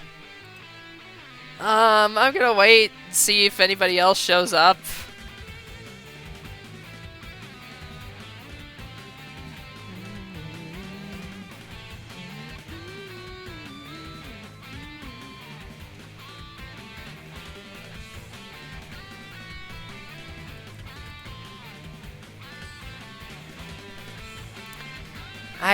I get the feeling that nobody's coming.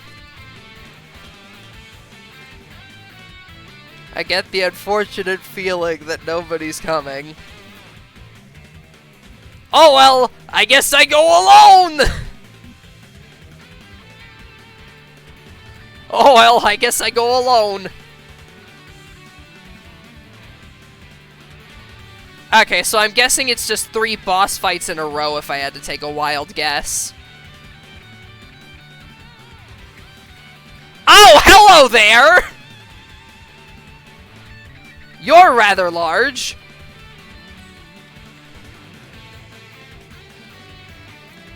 Eh. Oh, he's dying rather quickly. I'm concerned by this.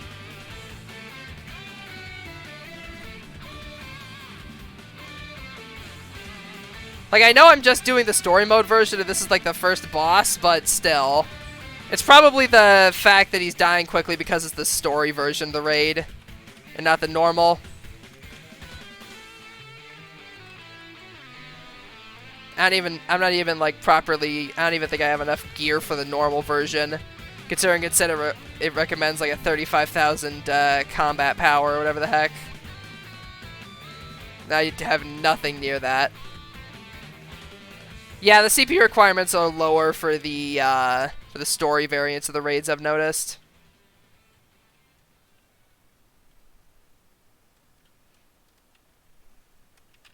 Hey, buddy.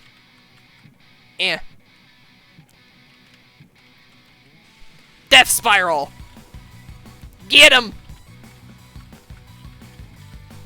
Ah, the Death Spiral is great for giant bosses like this guy.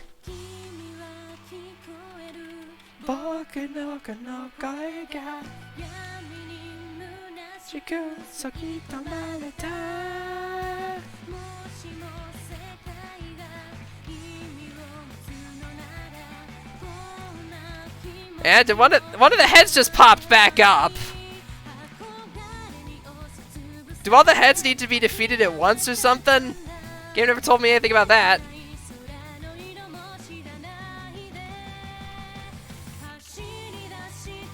Eh.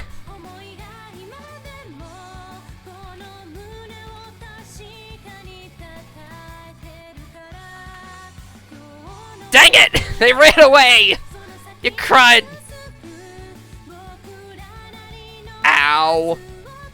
Fair enough.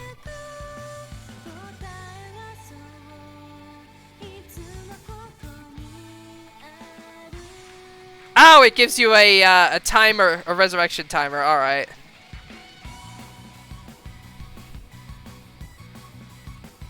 I'm back.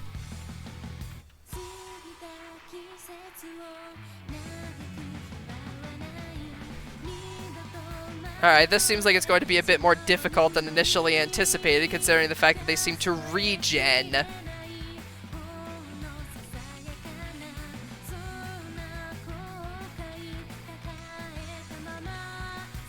But I guess if they regen heads, then I just have to kill the heads faster than they can regenerate them. Maximum murder engage!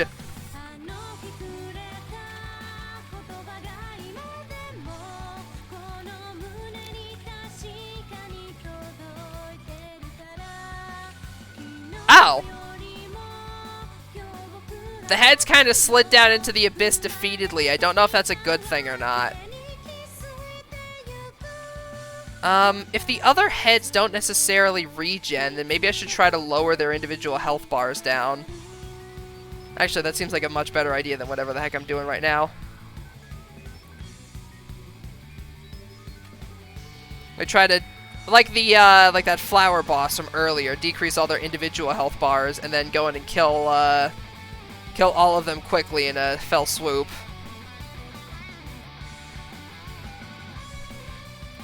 Eh.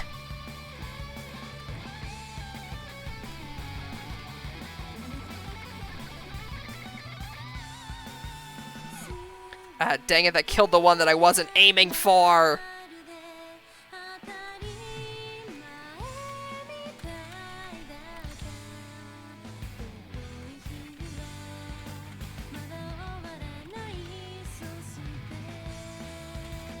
This fight is just going on forever! Especially if they keep going underground like that! Gah!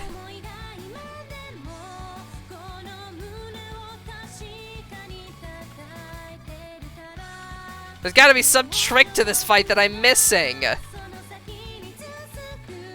Is the whole point of this fight that you're supposed to fight it with 4 people, 1 for each head or something?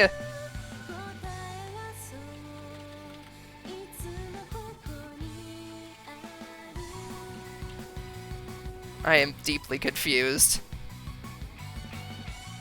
Well, whatever. I guess I'll keep getting their individual health bars down.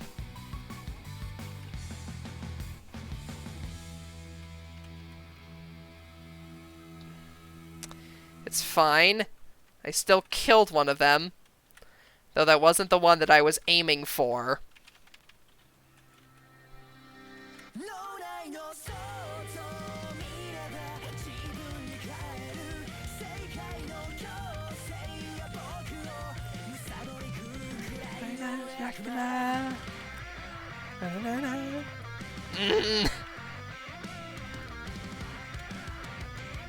Yeah!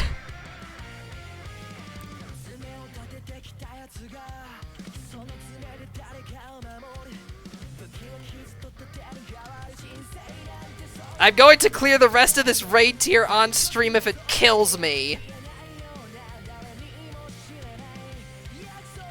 I've got time tonight. I'm going to beat the rest of this raid tier on stream.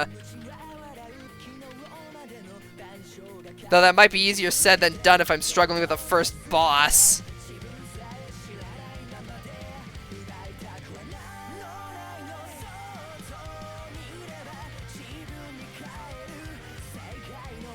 Yeah!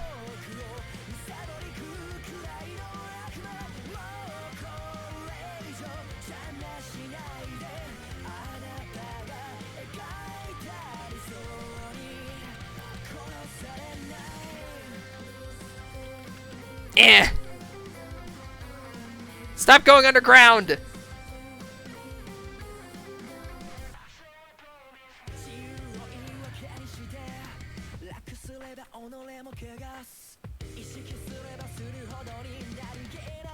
Okay, so I could see the marks on their foreheads correspond to which head is which. So at least I can hopefully use that to tell which ones I need to whittle down more. So that way I can kill them all around the same time. Alright, perfect. Let's see. So that one's near kill range. Okay, I haven't killed this one yet.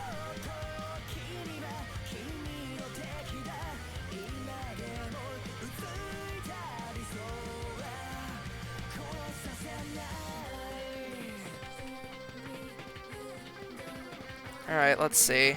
How much health is this one on? I mean, they wouldn't give you a marker at the top of the screen showing the health of each of them if they didn't intend you to kill them all at once. Sort of crap. If they come up with health, then I'm gonna be infuriated.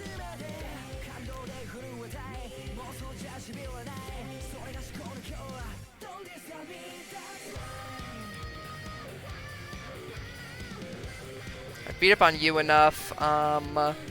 Okay, you were the one that I was fighting earlier. Get over here. Yeah.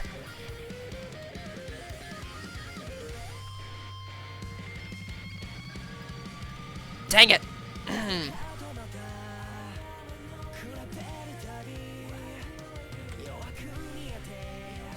Alright, screw it. Plan B. Go apeshit.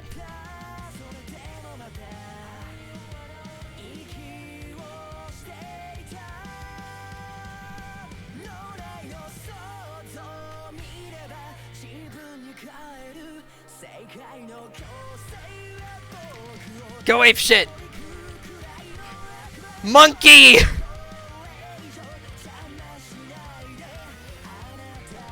I'm going full monkey!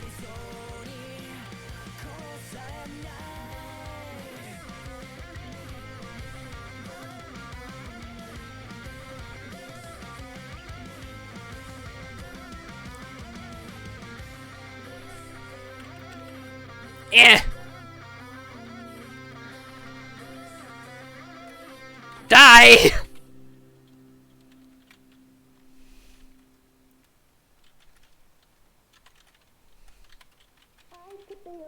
It's a goddamn whack-a-mole!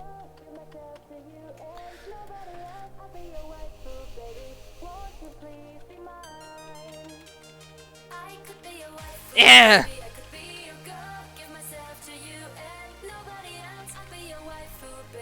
I feel like it was a mistake going in here solo!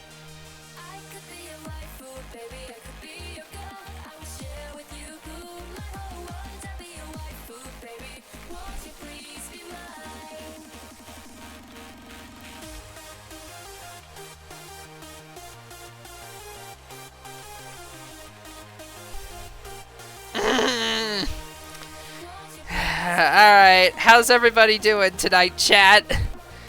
I'm currently suffering at the hands of these things.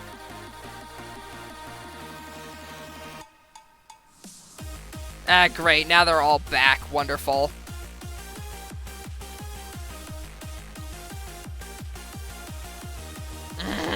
I didn't mean to kill it.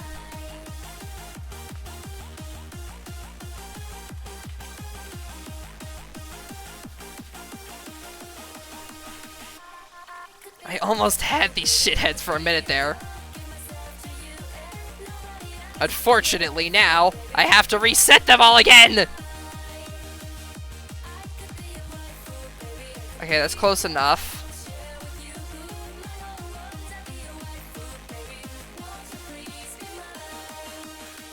Okay, that's good.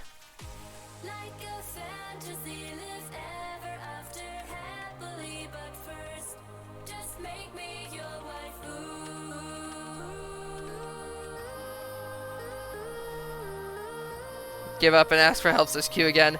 No, I'm so close!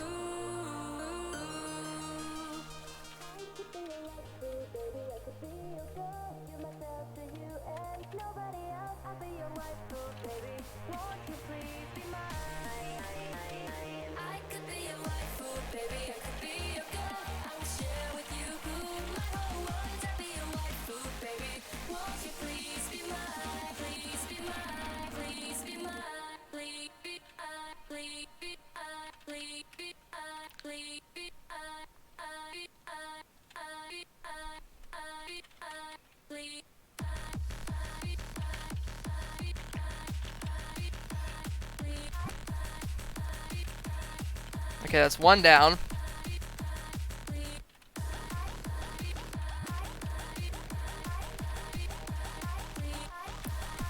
Okay, that's two.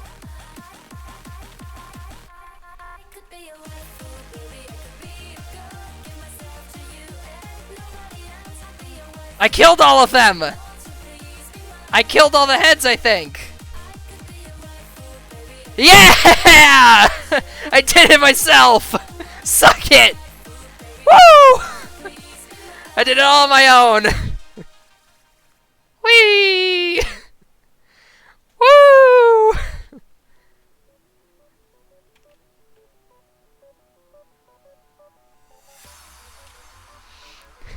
Well, I made whatever this thing is mad. The Crimson Soul. Hello there. You're gonna be as garbage to kill as the last boss? I pray not. Eh. Oh no, you're not going to be nearly as bad. Alright then. This is what I could tell anyways. Oh well, time to clean house. Eh.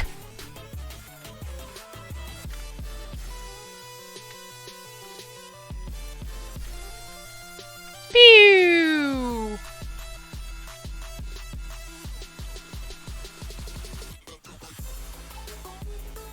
Yeah, this phase doesn't seem to be nearly as difficult as the last one.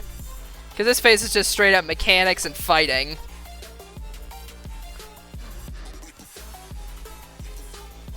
Oh boy. Oh well. Oh, that's interesting!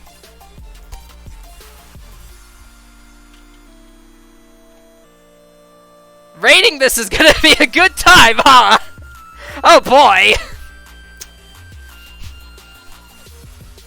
That's getting my excited for difficult content senses tingling.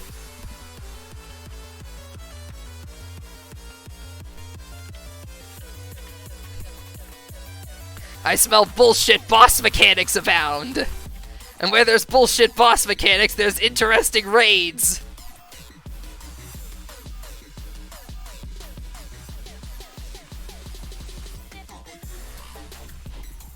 Alright, that's the soul dead.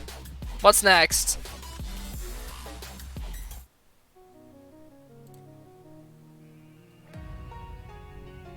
How fitting that the top is playing when we're going to the top of the tower.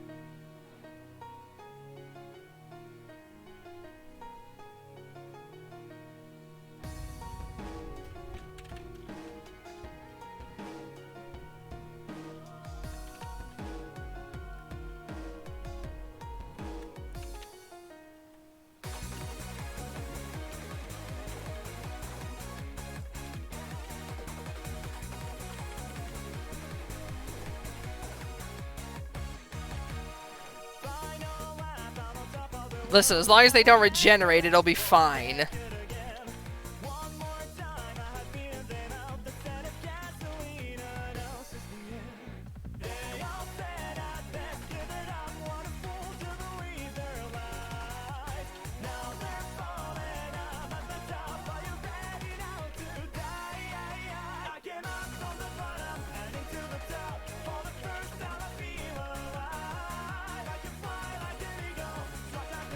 Alright, maybe get it down a little bit more.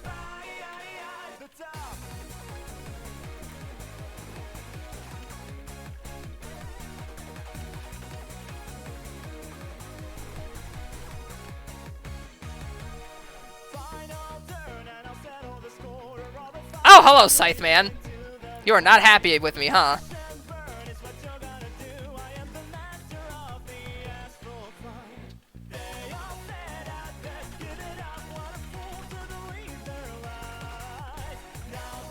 Alright, I think that's as low as I'm gonna get him. Alright.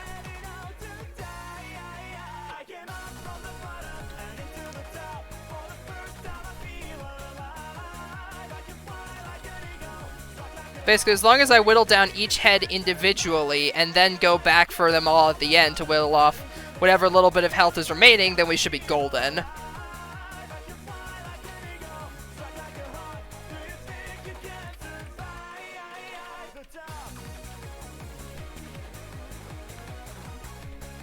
Now listen, Ixal, I know you're new here, but I may not be stubborn, but I am extremely stubborn.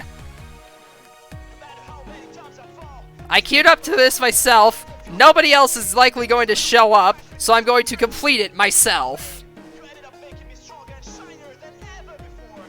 Perfect.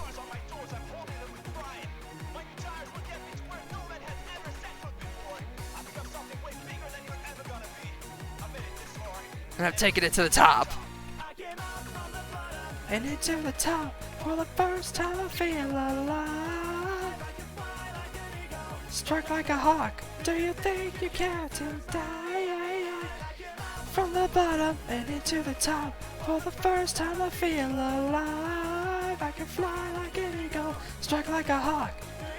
You care to die? The top.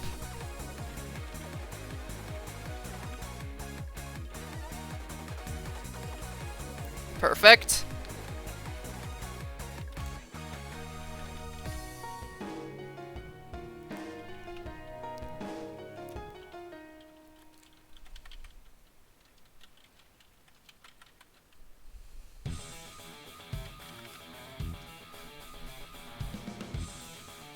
Okay, after I kill this one, we gotta go, fellas. Up. Well, I'm going somewhere, alright?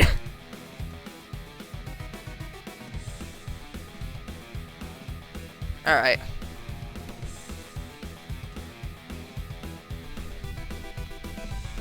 Once this, once I revive, pop in my 6.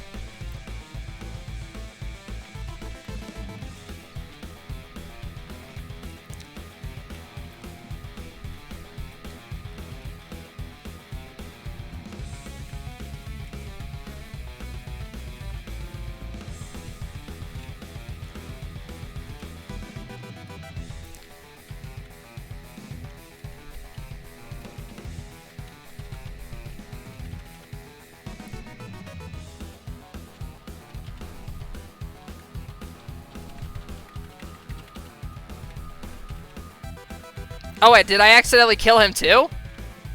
I got it! First try! What did you say, chat? What did you say? You doubted I'd be able to do it! All on my own, let's go! Nobody else! Only me! Woo! Let's go!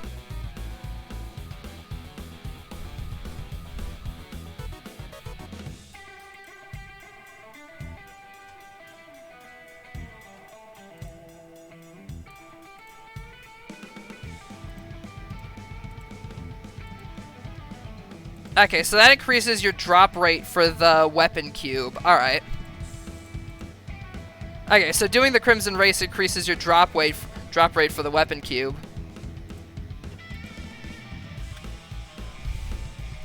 First raid clear solo. Oh gosh dang it, the game wants me to do it multiple times for story objectives.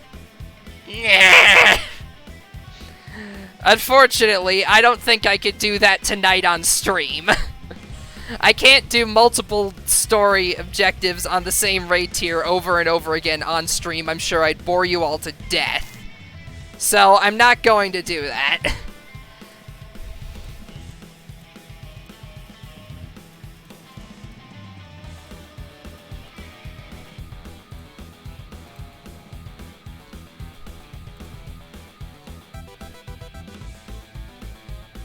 Yellow Shining Mystic Stone. Red Shining Mystic Stone. And a blue Refined Mystic Stone. Nice. Alrighty. So that was Elsword. Honestly, I'm really happy that I went back to this game. Like, this game was a major part of my childhood and something that I am super nostalgic for, and the fact that it is still going so strong, like, even today, in the year of our Lord, 2020, the game is still going so strong with so much interesting content. That just makes me really, really happy. To be able to go back to a series that I'm nostalgic for, and with it being around just as good as I remember it. But, yeah. For now, let's go ahead and find someone to raid, shall we?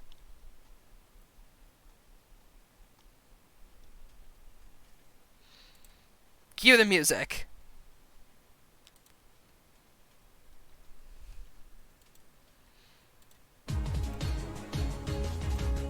Alright, let's see. Who should we raid tonight?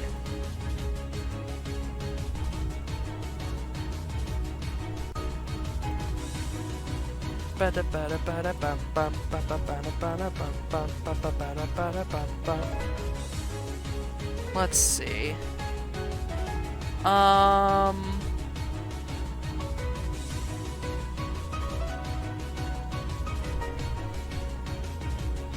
Let's go ahead and raid Arctic. Why the heck not?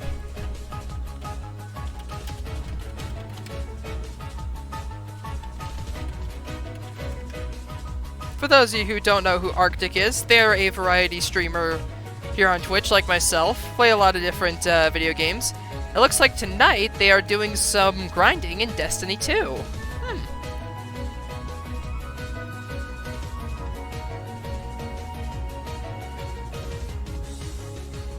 And let's see. What was I gonna say? Okay, that's right. As for the raid message, let's do...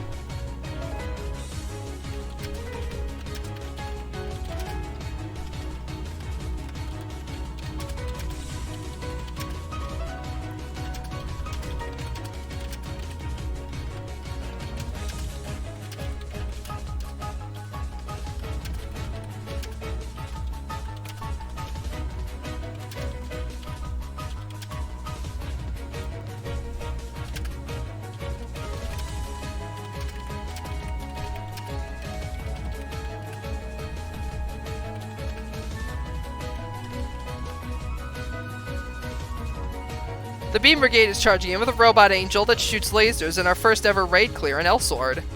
So, yeah. I would like to thank you guys for being understanding about me needing to take a break on Wednesday. I'm sure everything will be right as rain next week, and I'll be on break, so I'll have plenty of time to stream. Bye!